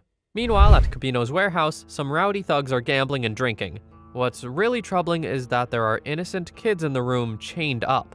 The plot thickens as one of Cabino's men rushes into his office with the news about their people and the adventurers. Cabino is not happy and questions their motives, especially when an important deal is on the line. The man suggests to Cabino that they send the children away for now, as they have the right number of kids. Cabino then asks about something called the ham, and the man confirms it's ready. Cabino thinks they might outsmart the police, but worries about the Adventurers Guild. He tells his crew to prepare for shipping that night, and sees it as an opportunity for his team to impress and show off their skills to the C-ranked adventurers. Two of his crew members eagerly anticipate getting back at the guild for kicking them out. They also remind Cabino that they were C-ranked when they left the guild, but now they feel they're on par with B-ranked adventurers. Back at the Adventurers Guild, Celerise eagerly asks Locke when he'll take action regarding the Cabino situation. Locke notes her overenthusiasm, but she claims she's determined to seek justice for what they put Milka through. Milka, appreciating Celerise's concern, expresses her desire to keep her safe from danger. Celerise playfully hugs her, assuring her that she can handle it. Jeannie and Ario also offer their support. Then, Arone approaches Locke with some exciting news. Cabino has been illegally evicting people in the Outer Wall District, and their documents are all fake. Legally, this means that Milka won't have to pay any debt. Milka and the others are overjoyed by this revelation. Locke offers an apology, but she quickly reassures him, saying it's no big deal. She feels indebted for their help with the goblins, and she's also motivated to assist because Cabino has been recruiting ex-adventurers as his underlings. Moreover, she pledges the guild's backing. Just when things are looking up, the police officers they previously spoke to show up, but then express their support for the team. Even an E-rank adventurer from the guild wants to show his support, but his attempt is cut short when Shia arrives and captures Locke's attention. That night, as the thugs were trying to take away the kids in a wagon to sell, one of the kids manages to escape and run off. This leads to a chase by the thugs. Just when they're about to catch the girl, out of nowhere, Locke shows up and punches one of the thugs, saving the kids. The other bad guys then form a protective circle around their leader, Cabino.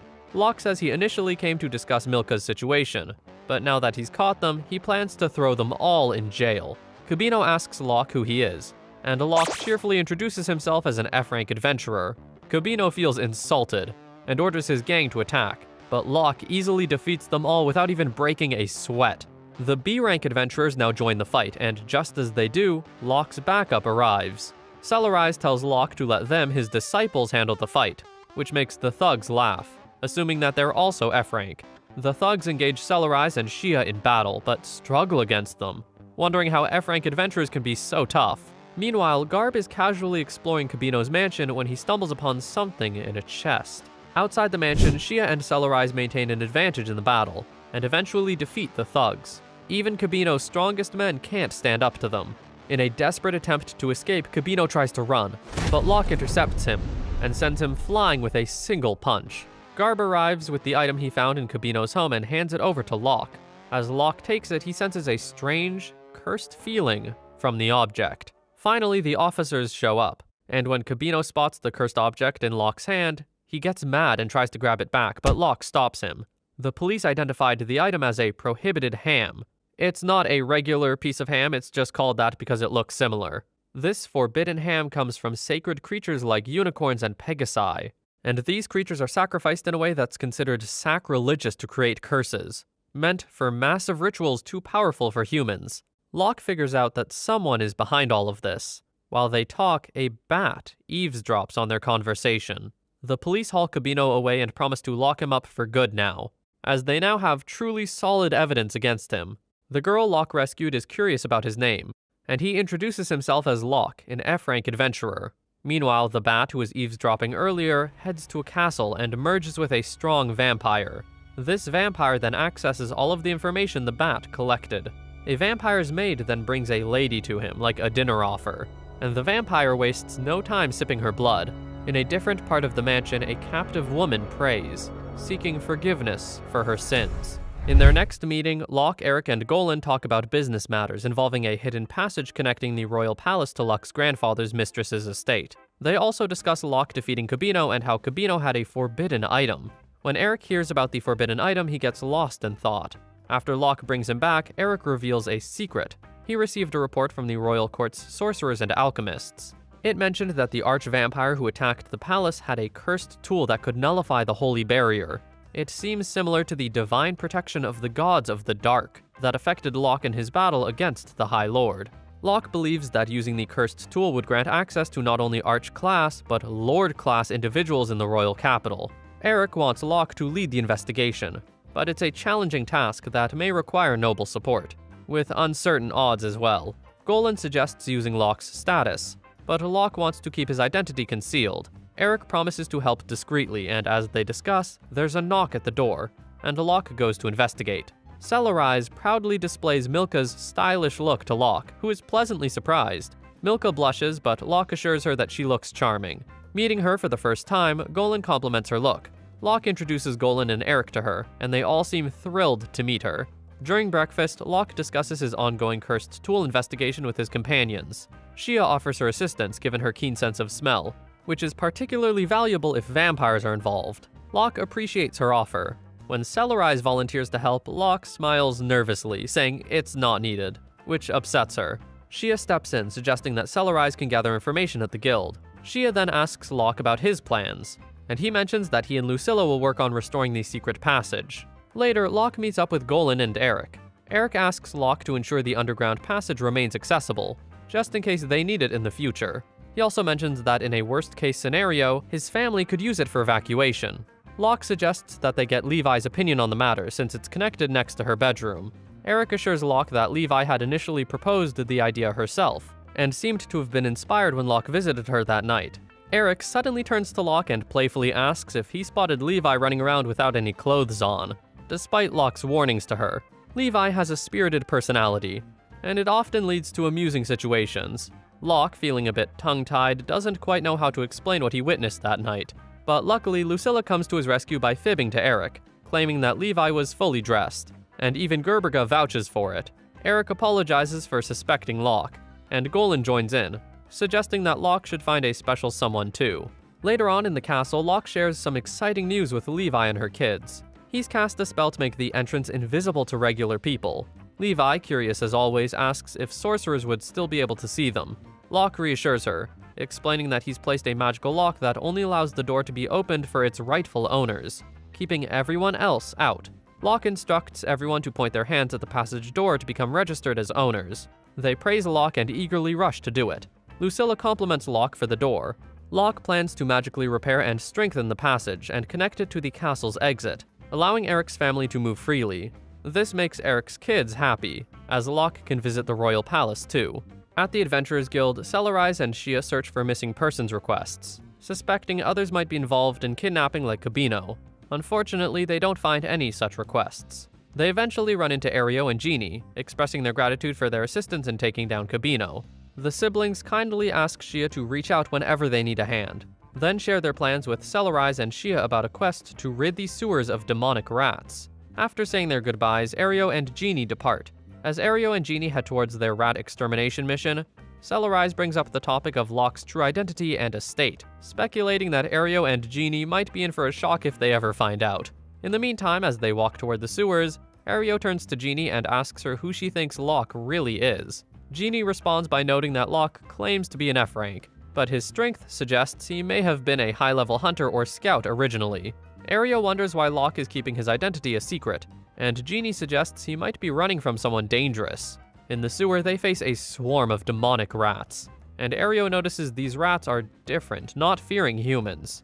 Meanwhile, in the capital, Celerise and Shia search for missing people, finding many cases involving runaways, disappearances, and complicated situations. They return to the guild where they see Aron and other guild workers looking worried, because Ario and Jeannie still haven't returned 8 hours later. Celerise rushes to get Locke while Shia hurries to the sewers. Locke and Celerise quickly catch up with Shia in the sewers, and he asks for a situation update. She informs him that the siblings likely entered through the entrance but haven't returned, and there are no other exits. Locke suggests they move forward, and he'll use magic search. Since Ario is a sorcerer, they might pick up a signal from them. With the magic search, Locke continues to follow their trail into a tunnel. They run into a swarm of demonic rats, and Locke decides to eliminate all of them at once to save time. As they venture deeper into the tunnel, they stumble upon a massive demonic rat feasting on its kin. Shia dashes away convinced she heard Jeannie's voice. Locke also flees, leaving Celerise behind. Eventually, Locke reunites with Aereo and Jeannie, who are hidden in a corner. Aereo apologizes for the scare, and while they're fine, their clothes suffer a nibble or two. They brief Locke on the situation just as Celerise comes sprinting, pursued by the giant rat. Locke instructs Aereo to use his most potent flame attack, but Aereo worries about suffocation due to the thin air. Locke promises to redirect the flames upwards. Next, Locke asks Celerise to show the rat's belly, and after some reluctance, she leaps high, lands on the rat, stabs it with her sword, and exposes its belly. Locke commands Aereo to unleash all of his firepower on the rat. Aereo shoots a fiery ball at demonic rats, but it's hotter than expected. They later ponder the enormous size of the demonic rat. Suddenly, Celerise discovers a mysterious item next to the rat and shares it with Locke, suggesting it may have magical significance. Shia examines it and identifies it as an evil god statue.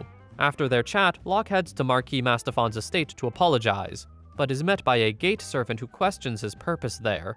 He tries to explain the property damage incident, but the servant rudely dismisses him, insisting there was no damage. Locke decides to call it quits and heads out.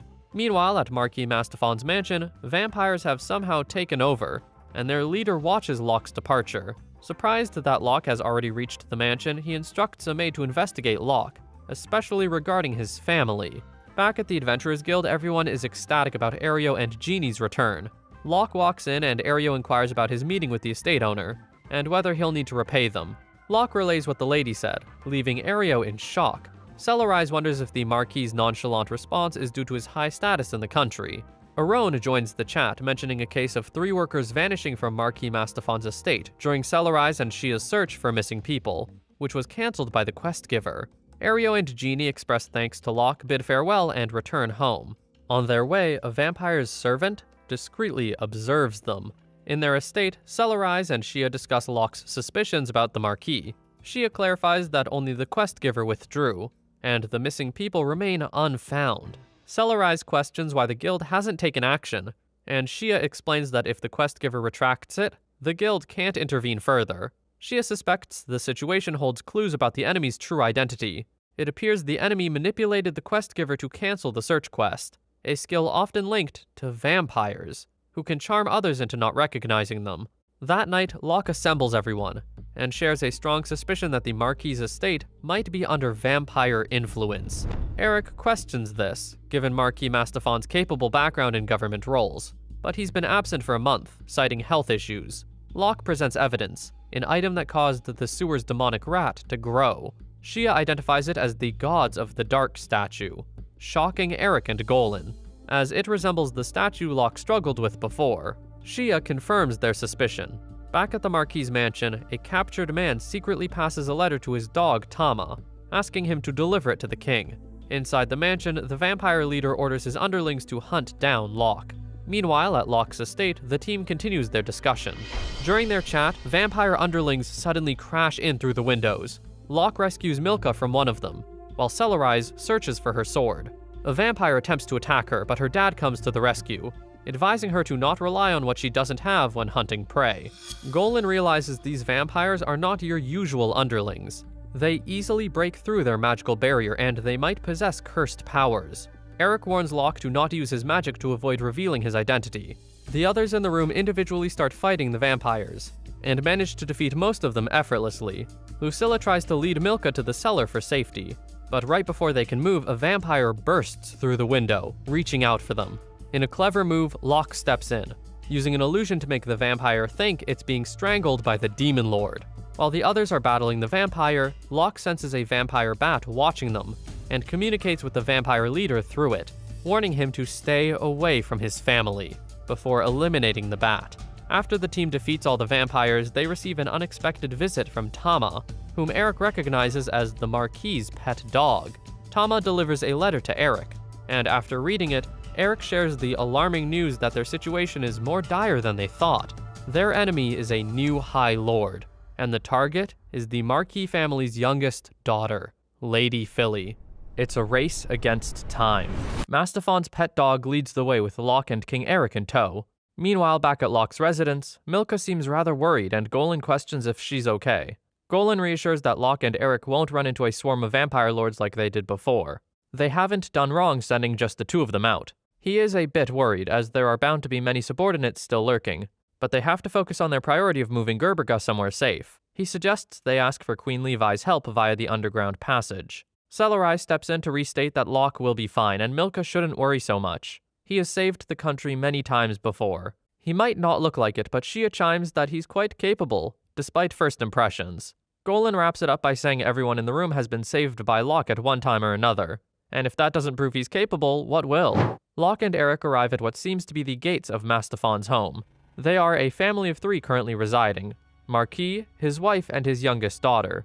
Locke and Eric's strategy is to go full frontal, as they'll be discovered anyway and there's no time to waste. Eric now has a pending duty to cover the expenses of the damages caused on the Mastaffon's property. Locke blasts through the gates, which alerts all the subordinates within the estate. They charge into the house and it's a full-blown battle, where Locke executes a magical endowment enchant skill. From some sort of prison within the house, the Mastaffon family can hear the ensuing battle. Help has come faster than they expected. Once the subordinates have been defeated, Locke asks the pet dog Tama to lead him and Eric to where the rest of the family are being kept. The dog leads them through passageways and then down some stairs. At some point, Eric senses danger and halts the dog, stepping in front to take charge and protect. A vampire materializes, stating he didn't expect any less as they easily defeated the subordinate maids from earlier.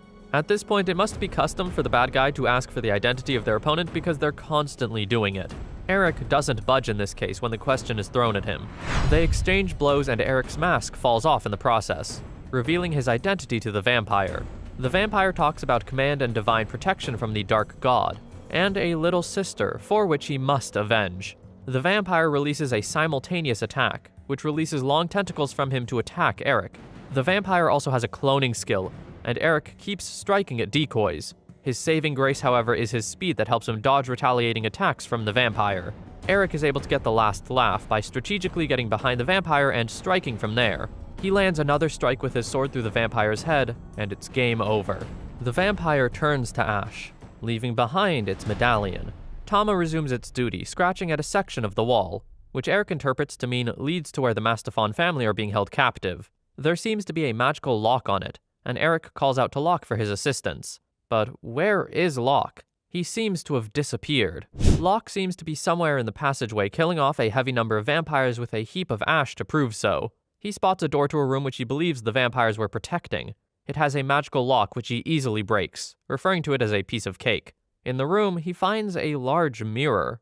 Meanwhile, Eric in Locke's absence is left with no choice but to use brute force to break through the magic lock he's faced with. The Mastaffon family are waiting behind the door, Marquis holding tightly to his wife in momentary fear. King Eric explains he got Marquis's letter, and Marquis in return is marveled that the king personally came to the rescue. Maybe it's safe to say that Tama is the true hero, as it successfully delivered the letter to the king in the first place. It could have strayed away, but kept its duty to the Mastaffon family and Lady Philly. A true dog hero indeed. Speaking of Philly though, where is she? Marquis takes the king on a trip down memory lane, to a time they employed a butler upon someone's recommendation. He was rather good and effective at his job, and within 6 months, he was successfully managing all of the estate's housekeeping. About a month ago, the butler changed. He seized all of the other servants and imprisoned the family. Turns out he was a vampire lord all along who started to summon other vampires. The royal capital has a barrier, and such creatures should not have been able to get past it in the first place. In conclusion, the vampire's infiltration leads back to about a year ago. It's also revealed that a vampire high lord took Philly away. In another scene, Locke is shown placing his palm on the mirror. He analyzes it must be a teleportation circle, and on the other side of the mirror would be the enemy's headquarters. Locke continues to press against the mirror, and it seems he's getting sucked in, until he's attacked by more vampires. He does his thing, slicing through them with his signature sword. They are curious to know if he has the divine protection of the Dark God on him as well, but Locke is too annoyed to answer, obliterating them once and for all. On Eric's end, the vampire lord rises from the ash and strikes with his tentacles. It looks like he's hit Eric where it hurts, but his cloak has a charm on it cast by his wife. He announces that he has the divine protection of a goddess, before finishing off the vampire and breaking its medallion in 2. Golan and the rest approach Queen Levi with the proposal of taking care of Gerberga, to which she agrees to. Back with Eric, he gets the Mastaffon couple out of the room, and questions why their daughter is a target for the vampires. The Marquis shamefully admits Philly has had a recent obsession with magic, alchemy in particular. It led her to unintentionally create a Fool's Stone. Fool's Stone. It's the antimatter of the Sage's Stone. It has the power to accumulate and possess curses. According to the alchemists of the royal court, it has indeed been reported that the cursed medallions are made from Fool's Stone. It still doesn't clarify why the vampires would try to take Philly's life, seeing as she is probably more important to them alive than dead. It appears that the spark that led to the refining of the Fool's Stone required a channel that connected to another world, and their altered program required the existence of a spiritual medium to open and summon a channel with the other world. It's the summoning of the gods of the dark. Meanwhile, Locke has located Philly, who has been held captive by the gods of the dark, slowly breaching both worlds. Locke plans to rescue Philly. To get to Philly, Locke and his giant sword would have to go through some other vampire dude with sorcerer skills. The vampire creates some sort of portal or shield, and when Locke strikes at it, more than half of his sword disappears. The vampire explains Locke is now connected to the underworld, and the missing part of his sword exists there in a different dimension. Since his sword is now basically worthless, Locke discards it, stating he's still very much so powerful without it. He packs a mean punch, drawing out blood from hitting the vampire many times and squarely in the face. The vampire tells him to not get ahead of himself. Turns out the vampire regenerates quickly and acts just as fast. As he starts to create another sorcery spell, 3 loopholes appear from above, and a beast wielding a sword emerges from them alongside 2 others. The vampire has summoned the Ma-Jinn. This should be impossible according to Philly, unless the High Lord can use dark magic that is linked to ancient magic. The vampire commands the Ma-Jinn to deal with an unfazed Locke. His only surprise seems to be that there are surviving Ma-Jinn to begin with. Locke creates a series of spells that cause the beasts to cover their ears in agony over what seems to be an irritating sound only they can hear. It's so bad that they return back to the holes where they came from. Both the High Lord and Philly are beyond confused about what just happened. Locke vaguely states that he's a celebrity in the other dimension. The High Lord retorts he still has no idea what's going on, but whatever deception Locke has used has no effect on him. It's just a lot of talk and no action, because before the High Lord can do his thing, Locke already delivers his point-blank magic buckshot. That leaves the gigantic beast thing still holding Philly captive. It opens its mouth and lets out dark air, making Locke wonder what it's manifesting. Meanwhile, Eric and the Mastiphon couple have found the room with the mirror, and they can hear strange, terrifying sounds coming through it. Eric tells quickly that the mirror is a teleportation mirror, and it cannot be accessed unless by a sorcerer. Whatever is happening beyond the mirror, they can only hope that Locke is in control. The Marquis's curiosity gets the better of him. He wants to know if Locke is one of the royal sorcerers since he's so famous. King Eric clarifies Locke is a close buddy that goes all the way back. Philly has a request for Locke. She wants Locke to kill her, claiming it's what she deserves for creating the Fool's Stone that has caused so much mayhem. She did it unintentionally, but it helped the dark beings in so many ways. If she dies, then the evil god currently holding her captive will stop manifesting.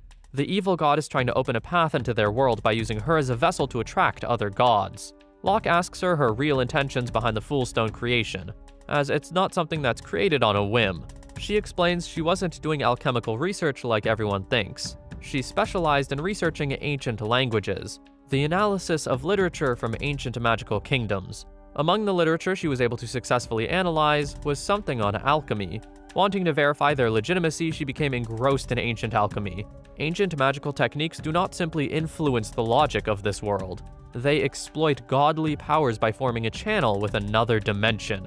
Locke shares a similar desire towards ancient magic research, and believed that no one would surpass him in that desire, but here is Philly who proves otherwise.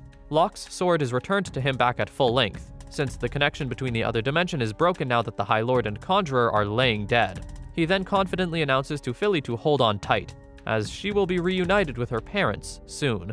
He performs a quadruple barrier, which sends a surge of energy straight at the evil god. The move is so spectacular that a beastfolk father and daughter see it from afar, and the daughter questions if the light they've just witnessed is a shooting star. He calls it an ominous light and asks her to return home. He then tells a messenger to alert the royal capital. He hopes what they've just witnessed is a false alarm against all odds. The evil god has not yet been defeated, and Philly is still being held captive. Hopefully not for long, as Locke has resumed his stance with his signature sword intact and complete. This must be the first time both the evil god and Philly are noticing the significance of the sword, which is currently glowing with power. Locke's quadruple barrier attack wasn't enough to finish off the evil god. because it's from a dimension with rules that don't conform to his world's logic. This is why his magical barrier was rendered invalid. His sword, however, does conform to the logic of the evil god's dimension. His next strike will not be rendered invalid. The evil god opens its maw and starts to chant something. Some of its tentacles fall off and become beasts of their own, with large, eerie eyes and limbs to attack. Locke refers to them as offspring of an evil god. Philly continues to watch rather amused. Locke seems to be having fun fighting the evil god. Indeed, it does seem like all fun and games, until Locke is struck with a dark ray of light, which causes a hole in the middle of his chest. Locke collapses to the floor as the evil god is still chanting. Back at the castle, Levi and Golan recall Locke was indeed a bookworm for ancient magic research. So bad it could be considered an addiction. There was even a time he faced off dragons just for books written in cryptic ancient languages, and he did manage to decipher some of them. Although that doesn't necessarily mean Locke practices ancient magic, does it? Locke's ability to learn the life transfer draining touch skill that the Majin commander used is because the learning skill itself was the ancient spell that formed the basis of the Majin's dark magic. Learning. This spell is composed of 4 different spells: learning, analysis, conversion, and reconstruction. Fundamentally, one can instantly understand the opponent's cast magic. This was a technique incidentally discovered through ancient magic research. Philly can't see any way out other than to commit suicide, now that Locke is presumably dead. Locke gets back on his feet and states he has a promise to keep. She will see her parents again, and although it was a complicated spell, he learned it.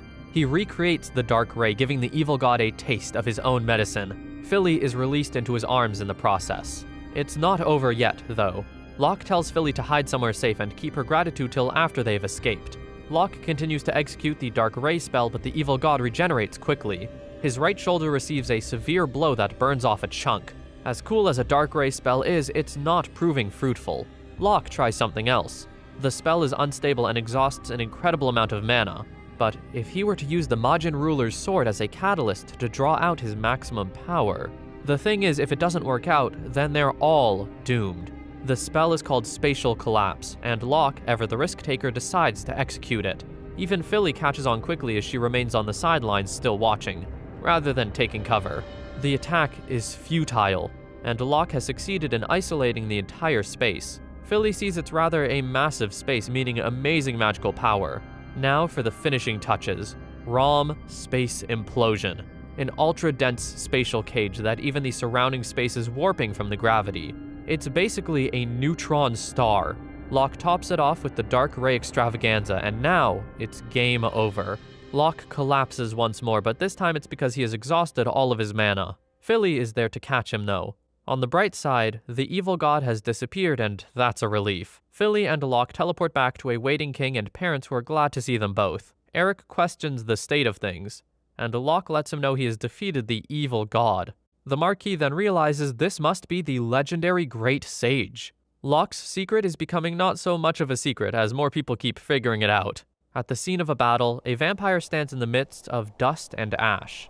Once again, the world was saved by the legendary Great Sage. No surprise. A human who is able to defeat the evil god, even if it was just the head. A personal request was sent out by the Guildmaster to a group of A-rank adventurers. Their job is to gather as much intel that was left over at the hideout. A man referred to as Laboro is asked by a member of his crew to cast a magical exploration spell. Laboro might have one eye obstructed by an eye patch, but it doesn't stop him from seeing something big. Literally big. A large woman leering close from over the mountains, enough to make him sweat. His comrade shakes him back to reality. It's gone as fast as it appeared. To think an A-rank adventurer like himself was almost bewitched from eye contact just makes him wonder who on earth did he see. Someone far more dangerous than a High Lord, it seems. Locke's shoulder has been healed by Levi's healing power, so it's a lot better now. But his hair color has yet to return to a darker shade. The king apologizes for sending him on such a dangerous mission by himself, and Locke basically replies he wasn't forced to take charge, and Eric shouldn't be afraid to rely on him more. It's just that for Eric, the thought of losing his close buddy isn't a walk in the park. One time 10 years ago was enough for him. Golan chimes in. He too complains that Locke has a solo habit, and that's not cool as they're comrades. Locke apologizes and switches the conversation to the evil god, asking if its hideout has been discovered. Golan updates them about the A-rank adventurers he sent out that have yet to report back. As for the Mastafon family, they've been able to track down the person who referred the evil butler about a year ago. When Philly was ordered to make a fool stone using alchemy, she deliberately made a faulty product with the pretense of discarding it, flushing it down the sewers on purpose. She wanted someone to find it. Her exact plan might not have been for the sewer rats to find it, but it did lead to everyone discovering the artifact. There is still the question of whether the vampires have always acted out this systematically, and it seems that from all indications, they are merely following the orders of a higher order, someone even greater than the High Lord. 10 years ago, the war was between Locke and the Ma-Jinn. This time, the enemy is different. It's a face-off between humans and the vampires. Meanwhile, Lady Philly is high up on a tower scattering petals all over the Mastafon cemetery. The servants who lost their lives to subordination are buried in this cemetery, and Lady Philly's purpose is to scatter petals to provide repose for their souls. The petals are from the flowers that the estate maids carefully cultivated in the courtyard. As time goes on, Locke's hair color begins to change back. These days he has the massive residence to himself mostly. Celerise has been going out on quests with Ario and Jeannie lately. As of today, she's in search of a livestock thief. Shia and Garb the wolf went home to the Beastfolk tribe for the first time in a while. The two have been getting along quite well. Lucilla and Gerberga the chicken have become regular playmates with the princess. Then there's Milka, who has found a hobby in cooking, and is with one of Golan's chefs at the estate to teach her now. Locke steps outside to do some sweeping. Fallen leaves he piles up and burns. Philly approaches him with Tama. They haven't seen each other in quite a while, and Tama seems to have gained weight. Philly has come to apologize for not knowing who exactly her hero is. Her father scolded her as well, so she gets on her knees and asks Locke to excuse her impertinence. Locke clarifies he is no one but Locke, an F-rank adventurer, so Philly doesn't need to execute the extra gestures. Locke notices she has come with a suitcase and questions her about it. Eric did mention to Locke earlier that he would need a new assistant. That assistant will be Philly. King Eric has been rather cocky, but Locke can't overlook that Philly is talented. There's also the possibility that the vampires might attack again. This means that the safest place for Philly is by Locke's side. Congratulations to him are in order, because his family just got bigger. Let's take a little journey into the past, when 20 years ago at the west end of the Kingdom of Garzand, north of the Kingdom of Mandilabar, near the border of Ringane, an ancient ruin is discovered. Someone trespassed into the ruin and released a seal on something locked and hidden within it. This action will become a grave mistake, as it brought forth the calamity that caused the annihilation of Garzand and almost Mandilabar, in what would later be known as the Crimson Week of Black Dragons. The mistake will also make ground for the legendary adventurer party and the sage known as Luck Franzen. Here marks the beginning of their story. A week before the tragic event, the adventurer party just comprised of the duo, Golan, a 23-year-old B-rank warrior, and Luck, a 19-year-old B-rank sorcerer who continued to research magic on his own after dropping out of an academy of magic at the age of 16. The duo teamed up after a quest and continued adventuring together. Here, Golan asks Luck for the earnings from their recent adventuring together, as he remembers Luck telling him about a magical item. Luck spent the earnings, a sum of 20 million repy, on acquiring the item he had been searching for, the Artemis's Arrow. This item had the ability to slay 1,000,000 demons in one shot, and would prove useful and worth the price later on. Golan, after hearing the ability of the item, agrees it's a fair price. Golan still thought it was a stupid purchase, since he never bought a bow to go with it. Now, the main purpose of Golan's visit was to inform Luck of the recently discovered ruin, the earlier described one. Quite uncertain if it is fortunate or unfortunate news. Since Luck has been searching for a quest involving investigation of unexplored ruins, he jumps at the news, and readies to set out immediately to Kataya, in the Kingdom of Garzand where the ruin resides. The guild does not place any restrictions on how many adventurers can participate in the quest, and this leaves them on a first-come, first-serve kind of situation. Even if they wanted to get there fast and before other adventurers, Luck spent all of the money on the Artemis's Arrow, so they have no funds left to hire a fast horse. Desperate and even willing to take a loan, they set out for the Kataya ruin.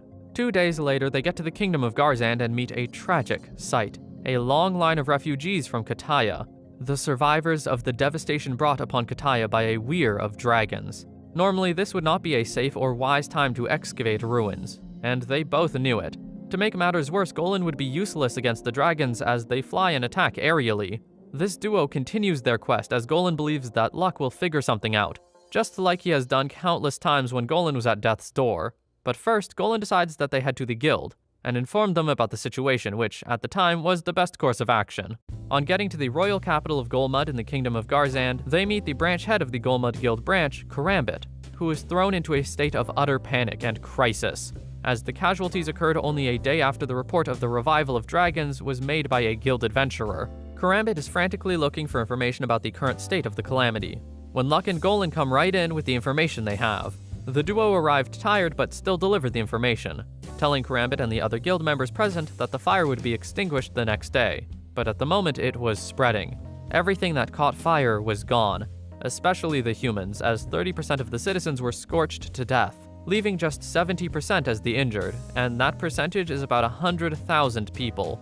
If the dead were not killed by the hot flame, they were devoured by the dragons. Curious, Karambit asks how many dragons were at the ruins in Kataya, so they inform him that they were only able to confirm the presence of 4 dragons. They add that one of the dragon dens is west of the town, and they were black dragons. Immediately, Karambit knew this was a highly sensitive situation, and given that the dragons are black ones, they had no chance of salvaging the issue through negotiation. Topping it off would be the fact that there were about 10 dragons in the den. There are 5 types of dragons based on their physical color. The types include the red, white, blue, green, and black dragons. Among this species, the black dragon is considered the most dangerous, because the satisfaction they get is from destruction and devouring humans. Therefore, trying to talk to the dragon would prove useless. To mankind, the black dragons should never have been allowed to exist. With all the information that they shared with him, Karambit pled that they join in the subjugation force with the guild branch, as he was about to relay the new information to the chivalric order, which is the main force of the subjugation force. Instead of being paid, Luck asks the branch head to give them priority in the excavation of the Kataya ruin exploration. The branch head knows that this is a huge favor and a big ask, but with the desperate need for all the help the guild branch could get, he agrees to consider it, as long as they contribute well enough to the subjugation. So the fulfillment depends on how the two do in battle against the dragons. In 2 days, a makeshift adventurer party consisting of C ranks and aboves and the chivalric order set off to subjugate the black dragons. The chivalric order and their servants made up a headcount of 1,200 men, and the adventurers that came together consisted of 60 C ranks, 19 B ranks, and 7 A ranks, which is an achievement for an impromptu assembly of adventurers. Suddenly, a spectacle ensued as someone walks in claiming to be the royal hero, invited by the king to join in the subjugation. Luck notices something off about this individual immediately, a surrounding of dark mist. Amid the crowd, there was also another suspiciously masked man observing the so-called hero. The adventurers around were elated to have someone strong and renowned on their side. Then, the unexpected happened. The chivalric order, which was supposed to be the main force in the subjugation, decided out of cowardice to set camp in the entrance of the royal capital, under the guise of protecting the royal capital when they truly do not want to lay their lives in harm's way on the front line. This made the branch head Karambit so angry, as it was left with just 86 adventurers as the subjugation force. Fear also set back the Holy Magic Order, which was meant to be a helpful part of the subjugation force in terms of magic. The archpriest was filled with fear for his life and decided that they stay put in the royal capital, falsely attributing it to the will of God. One priestess stood out, as she was determined to contribute to the subjugation even if it meant her excommunication from the Holy Magic Order. She called the archpriest out on his cowardice, even when he threatens that she would regret leaving, making it clear that she has parted ways with the order, and his fear is a sign that God has forsaken him. This priestess's name is Levi Leonard Ardennes. Stunning, she drew the attention of all when she took off the veil. The hero asked her to allow him to be her personal bodyguard since she looked so beautiful. He introduces himself as Eric Mandilabar, which leaves Levi confused as it turned out that she was familiar with Eric before this day. The other real adventurers get right into coming up with a good strategy, but it seemed hard to do, facing the reality of less than 90 men against over 10 black dragons. It all boiled down to whether they could stop the dragons in their tracks, that is, trapping or grounding the dragons. Thankfully, there were top-notch adventurers available like Old Man Raglan, an A-rank sorcerer, and the maniac warrior Tor, and some other bona fide ones. An idea showed up, involving Raglan using his magical web, which is powerful and can hold dragons down to the earth, but has the limit of just 4 in one go. With this, the warrior Tor and the others would have to distract the dragons and split them up into several groups, so it is easy to bring them down little by little. Looking at their numbers, most of the adventurers couldn't think of a better strategy than that.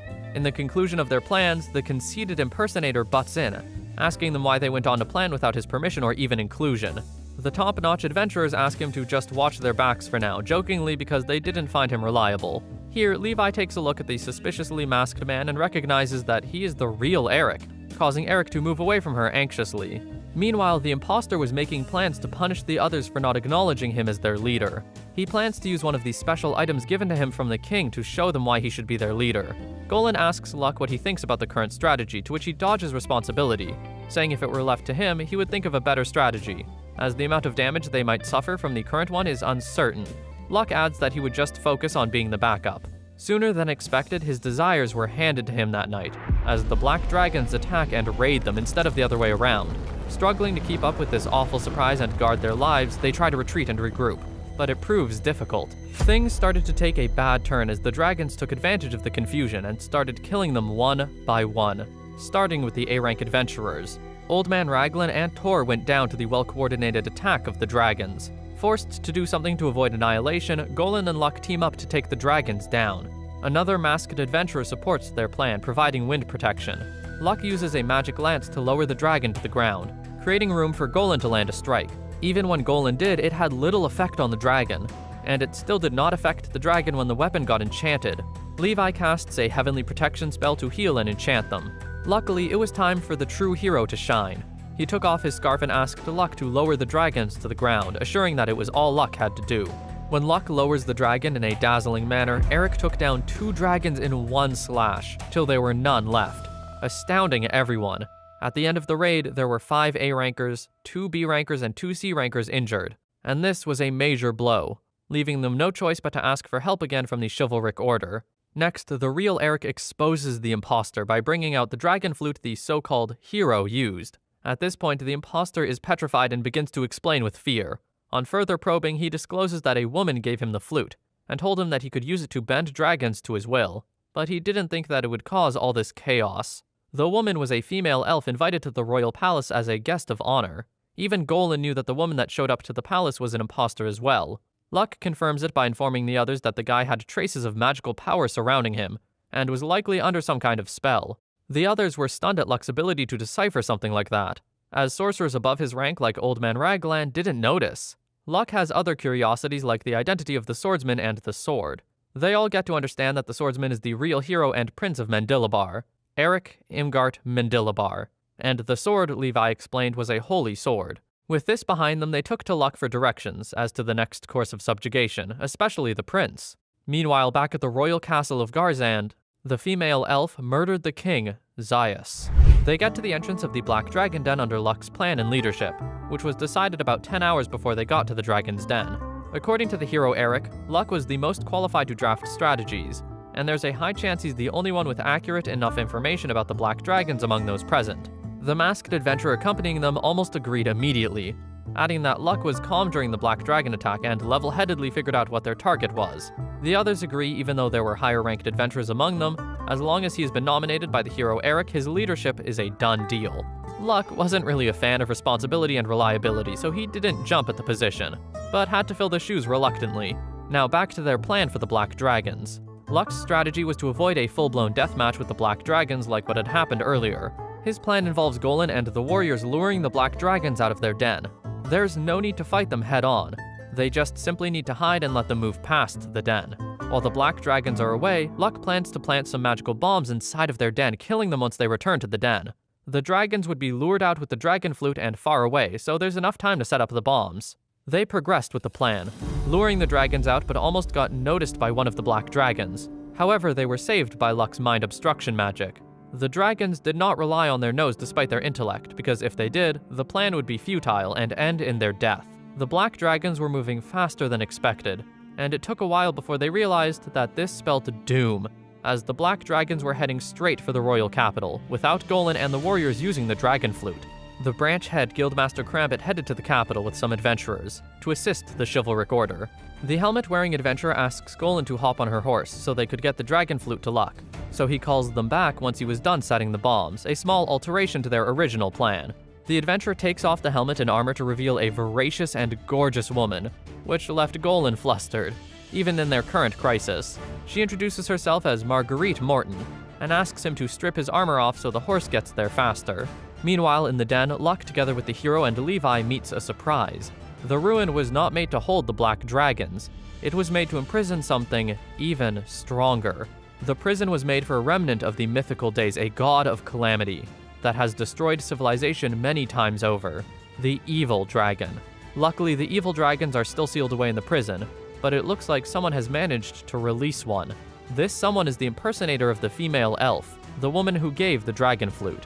In the goriest of ways, an evil dragon appears in the royal capital and begins to cause havoc. The plan of the female vampire is to kill as many citizens as feeding the Fool's Stone would require. Evil dragons are apostles of a demon that went against the gods, and legend has it that 10 evil dragons kept the earth in flames for a century. From the camp the chivalric order made, they could see the royal capital engulfed by a curse that would kill everyone in it, and on the other side, they're met with a weir of dragons heading their way. In a twinkle, the black dragons incinerate the chivalric order and head to the capital. On the other hand, Luck has no choice other than to jump into the prison and seal the evil dragons and black dragons again. The others couldn't join him as the job was only for a sorcerer, and they would just be burdens. Using his cultivated technique of learning, where he absorbs the skills and spells cast from ancient magic and could replicate it, he learns the several hundred-layered sealing magic of the Forbidden Tome, the existence of which he withheld from Eric, this technique being his only chance at victory. The female vampire immediately senses that someone has touched the seal barrier of the evil dragons, so she sends the black dragons back to their den to keep the intruders out. Unfortunately, her plan was coming together, as the door to the interdimensional rift appeared and started opening. Forbidden Tome is the general term for a magical tool that is always employed as a catalyst for powerful incantations, which does not always take the shape of a book, though they have something in common, a wealth of information recorded within them. Learning, a high-class magic that enables the analysis of any magic that is touched, even ancient or dark magic. The hero Eric and Levi can only wait and hope that Luck succeeds, before the black dragons return to the den. They are soon met by their fear as black dragons storm the den with attacks. The hero defends to the best of his ability against the attacks. As usual, he cuts through a couple, but soon realizes that the dragons were too much and outnumbered their forces. A black dragon was about to do him in, but Golan and Marguerite arrive just in time to save Eric and fight with him. Together they fight the dragons off, giving Luck the opportunity to seal the dragons again, as they were sure he will definitely pull it off. Before the evil female vampire could bring her plans into fruition, bringing Majin from the other dimension and leading an era of chaos, the flow of the curse got severed and Luck restored the seal of the Forbidden Tome. This resulted in all the black dragons and the evil dragon returning to its prison, but it brought something stronger back. The last boss in Evil Dragon. This evil dragon had an unimaginable explosive power and could even teleport. What's worse is the fact that it was still roaming in the sky after the seal was restored. Regardless of the strength, they were safe because of the barrier seal that Luck restored. The reason why that evil dragon still remained in their plane was because it made a direct contact with the evil female vampire. Therefore, it still has a connection to the realm of the living. Quickly, they were spotted by the dragon. And this meant bad news, as the barrier would not last long if they didn't do anything about the dragon. The sealing barrier was made to entrap the evil dragon, but isn't impervious to external attacks. Left with no other choice, Luck is forced to use his 20 million rupee ace, the Artemis's Arrow.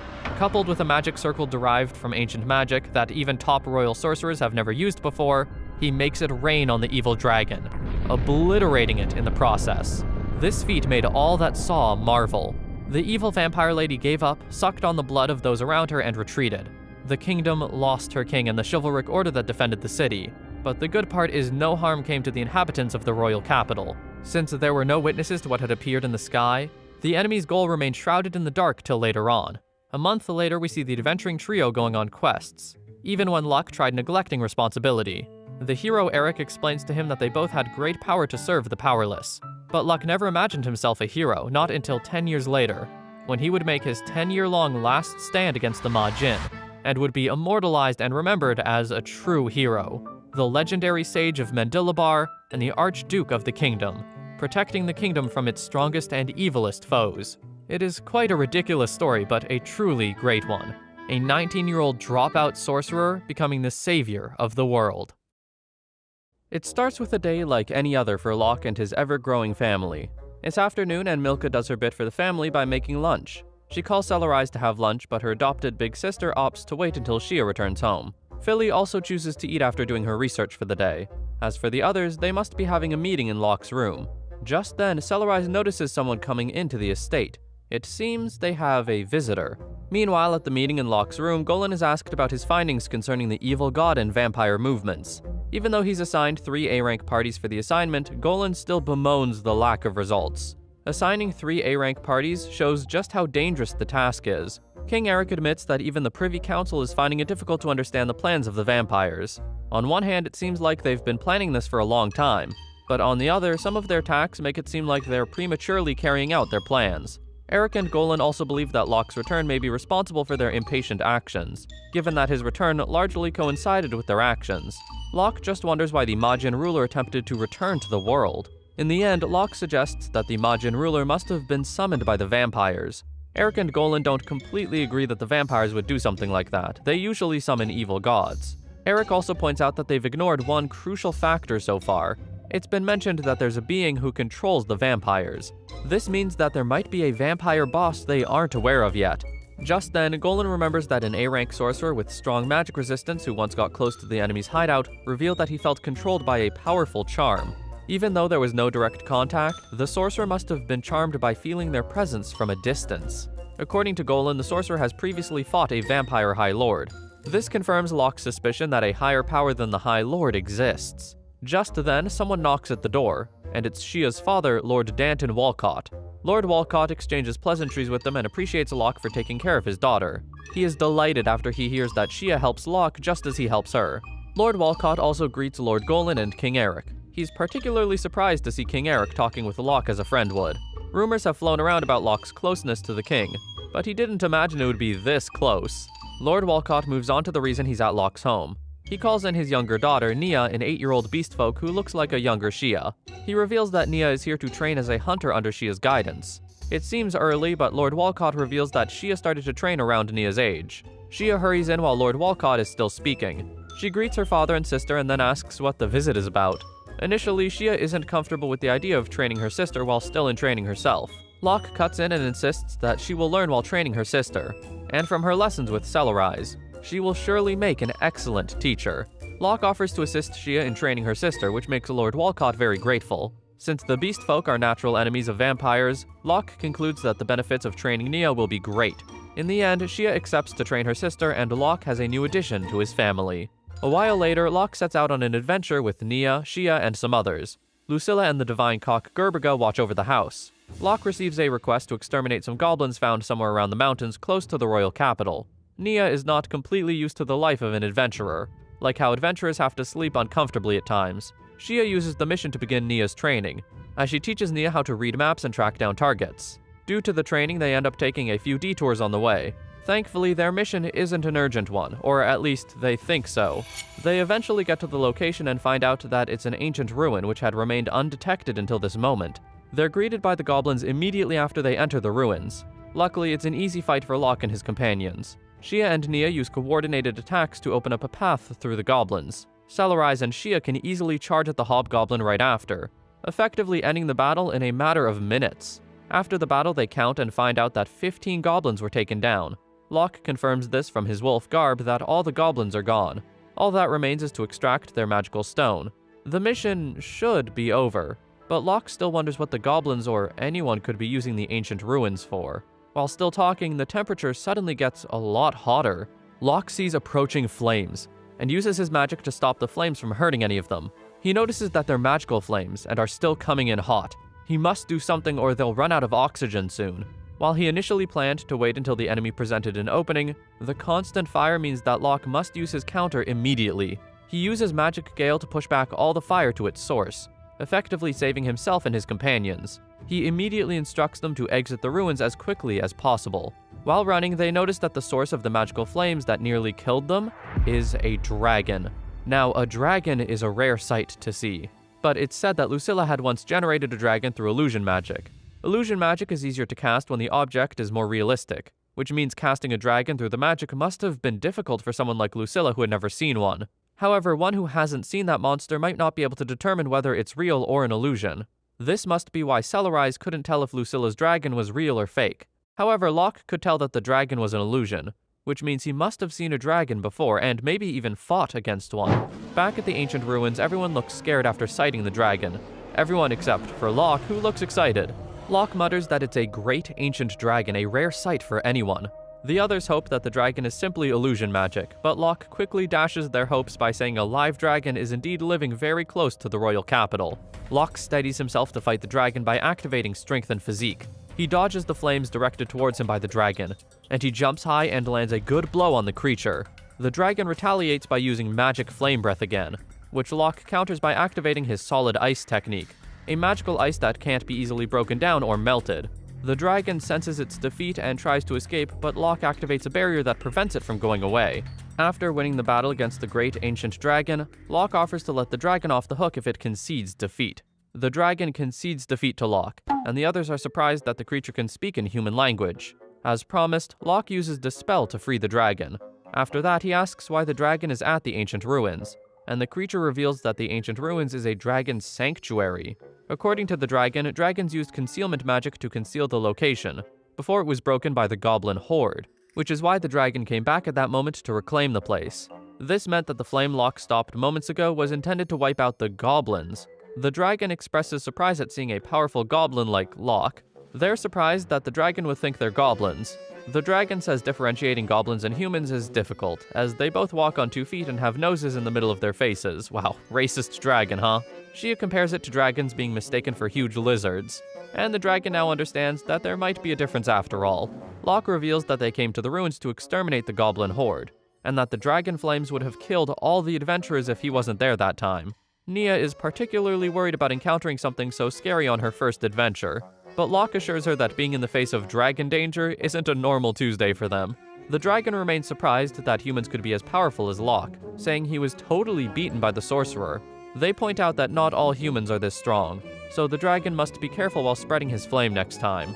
Locke is concerned about the dragon calling the ruins a sanctuary, asking if there is something important that the dragon seeks to protect. The dragon says that the place is simply of historical and cultural value. Even though some of the dragons don't mind, this one has personally decided to preserve the ancient ruins. Since the ruins need to be hidden to be preserved, Locke takes them outside and uses a concealment spell to make the place disappear again. The dragon admits that Locke's magic is even greater than the magic of dragons, which should ordinarily be disgraceful to dragons. The dragon also confirms to Locke that there are other dragon ruins close to where humans live. With the increase in the desecration of the ruins, the dragon decides to patrol the place for now. Locke doesn't mind, but he says that the dragon must inform him about any goblins that need to be exterminated close to the royal capital. This is because the army would be mobilized if they saw a dragon wreaking havoc close to the royal capital. He tells the dragon to contact him by using a smoke signal or anything that would grab his attention.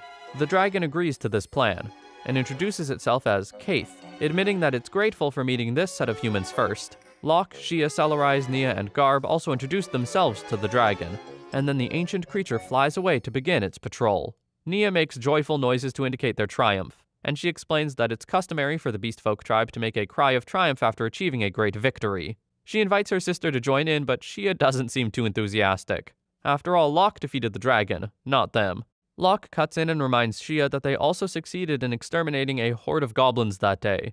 In the end, they all do the customary victory chant before heading home. After a few days, Locke is finally home again. Thankfully, his house has remained in order, as he learned that Golan frequently checked to make sure everything was alright. Milka also informs Locke that Golan is around at the moment. After exchanging pleasantries, Locke tells Golan everything about the mission, including the great ancient dragon. He tells Golan about how he came to a compromise with Kaith, but Golan doesn't completely believe that the dragon is on their side. While he trusts Locke's words, he also points out that it could be a risk, because of how much terror a dragon could bring to their people. Locke understands Golan's point of view, so he decides to ask the dragon to stay away from the royal capital the next time they meet. Later on, Locke goes to meet Philly, who's doing her research. She's been so busy that she didn't notice his presence. When Locke asks about the laboratory, Philly admits that it's a very good one and she's satisfied with it. She admits that she gets so buried in her research and needs Milka to remind her to do other things at times. Locke says that being locked up in there at all times might not be the best for her, so he invites her to take a trip together around town. She interprets Locke's invitation as an asking out, which makes her blush a lot. Imagine her surprise when she finds out that Locke just wants to get groceries, and intends to take everyone along with him. While he's there, Locke wants to know what she's working on. She reveals that it's a talisman, which comes from her wondering whether it's possible to resist a High Lord's charm. According to her, she used alchemy with a sage stone to create the talisman, although she says it still requires a priest's blessing. Locke knows how difficult it is to craft a sage stone, as even the royal palace alchemists produce one a year. Philly insists that crafting the stone isn't difficult as long as the materials are available. This opens Locke's eyes to just how good she is. He calls her a national treasure that he must guard. Later that evening, they go on their walk to get the groceries. Some men in the town look at Philly while she passes, but Locke makes sure they stop staring, giving Philly wrong ideas and making her blush again. They pay for the items using 500 locks, as the lock is the new currency denomination that was introduced in honor of Locke's achievements, alongside the statue commissioned by King Eric. Meanwhile, at the royal palace, Queen Levi is alerted that the royal capital's barrier has been broken. Word spreads quickly and an emergency meeting of all the A-rankers in the capital is called. There's only one objective of the meeting: hunt the ancient dragon. At this point, the entire royal capital is thrown into a state of chaos after hearing about and even seeing the dragon on the loose. Locke clenches his teeth in frustration, as he understands that Keith is the reason for the chaos in the capital. Keith is in the air just above the city, calling out Locke's name. Locke asks Aereo and Jeannie to escort his family back home safely, but Gerbiga wants to tag along. Locke, Garb, Gerbiga, and Nia go on this impromptu mission. According to Nia, her sister had to inform the guild about the situation immediately. Meanwhile, King Eric receives the news of the chaos in his city caused by the dragon's presence.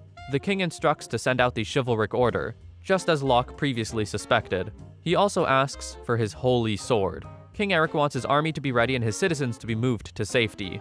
But if it comes to it, he plans to take on the dragon himself. Just then, a follow-up report on the case comes in. The recent report says the dragon left the city while in pursuit of someone called Locke. Meanwhile, Locke had gone ahead of Nia and the others to meet the dragon. So when Nia gets to his location, she is surprised to see Locke talking with the dragon instead of exchanging blows. According to Locke, Keith found some ruins occupied by goblins immediately after leaving. Since it was close to the capital, as they agreed, Keith decided to inform Locke about the ruins instead of taking action. What the dragon doesn't realize is that the whole point of not confronting the goblins is to avoid chaos in the city. Locke asks why he wasn't just contacted through a smoke signal, but the dragon insists that he never would have noticed a smoke signal. Locke warns Keith to avoid causing that sort of commotion in the city in the future. Back to the matter at hand, Keith offers to take Locke and his companions to the ancient ruins. Riding on a dragon's back is scary, and Nia can't hide her fear while on the dragon. When Keith speeds up, it takes Locke's magical barrier to prevent the others from falling off the dragon's back. They get to the ruins in no time, and just as Keith said, there are goblins around the place. It looks like Keith has truly learned to differentiate between humans and goblins. Locke asks Nia for her analysis, and the little beastfolk girl says that 3 goblins on the outlook indicate that there should be close to 30 goblins inside. If the goblin horde is that many, Nia suggests that they might be led by a hobgoblin or even a goblin magician. Alright, Shia's little sister is a quick learner. Since it's confirmed, Keith now intends to go inside and roast the entire goblin horde, literally. However, Locke objects, saying that there still might be captured people in the ruins who might die alongside the goblins. Locke says they must work their way into the ruins using both intellect and brute force, making sure that the people don't get hurt alongside the goblins. Locke leaves Keith outside while he goes in with Nia and the others. They make light work of the goblins they see around, defeating every one of them without breaking a sweat. From the footsteps, Nia confirms to Locke that 20 goblins have come to battle. Nia can also tell from the foot size that they are goblin lords. However, there were no footprints at the entrance, and it's well established that goblin lords cannot fly. Locke thinks that there's a possibility that the enemy is using a full-length mirror that has now turned into a two-way magic door for transportation. This means that there's a possibility the enemies used teleportation magic. Locke instructs Garb to slowly and carefully return to the entrance to meet Keith. He can barely finish talking before he has to block an incoming sneak attack with his sword. The vampire responsible for the attack is impressed that a human would have such a good reaction time, but Locke talks down to the vampire, calling him a lesser vampire and saying blocking his surprise attack wasn't difficult at all. The vampire is enraged and moves to attack, but Locke makes good use of his unstable emotion and quickly cuts his foe. While dying on the ground, the vampire calls out to his comrade to finish the battle. It's a goblin lord that moves in to attack Locke and Nia. It's a nice effort, but in the end, both the vampire and the goblin lord fall to Locke's blade. The vampire decides to use its last strength to attack while Locke is distracted, but the divine cock comes out and crows. The noise comes out as some form of magic that completely vanquishes the enemies. The downside, though, is that the divine cock's crow is very loud, and might have been heard throughout the ruins and even outside. Nia asks why Locke keeps heading inside of the ruins instead of outside. Locke reveals that he's worried about their teleportation equipment and must check it out. Besides, now that they've heard the divine cock cry, he's decided to exterminate everyone there. They get to a spacious room and meet a vampire trying to teleport away, so Locke throws his blade straight through the vampire's chest. Before he can do anything else, Locke finishes him off with the draining touch skill. The other vampire in the room rushes at Locke, but Locke can easily evade his attack. After evading the attack, Locke discovers that the vampire is only looking to destroy the mirror for some reason. However, someone stops the vampire's blade in midair, and it's not Locke or Nia. The vampire's countenance is that of surprise. He asks this strange person why she's there, saying that something might happen to the queen. Meanwhile, Nia picks up a familiar scent from their new foe that she can't exactly interpret. This strange person steps up and addresses Locke, saying she's ready to face him. Has Locke finally met his match?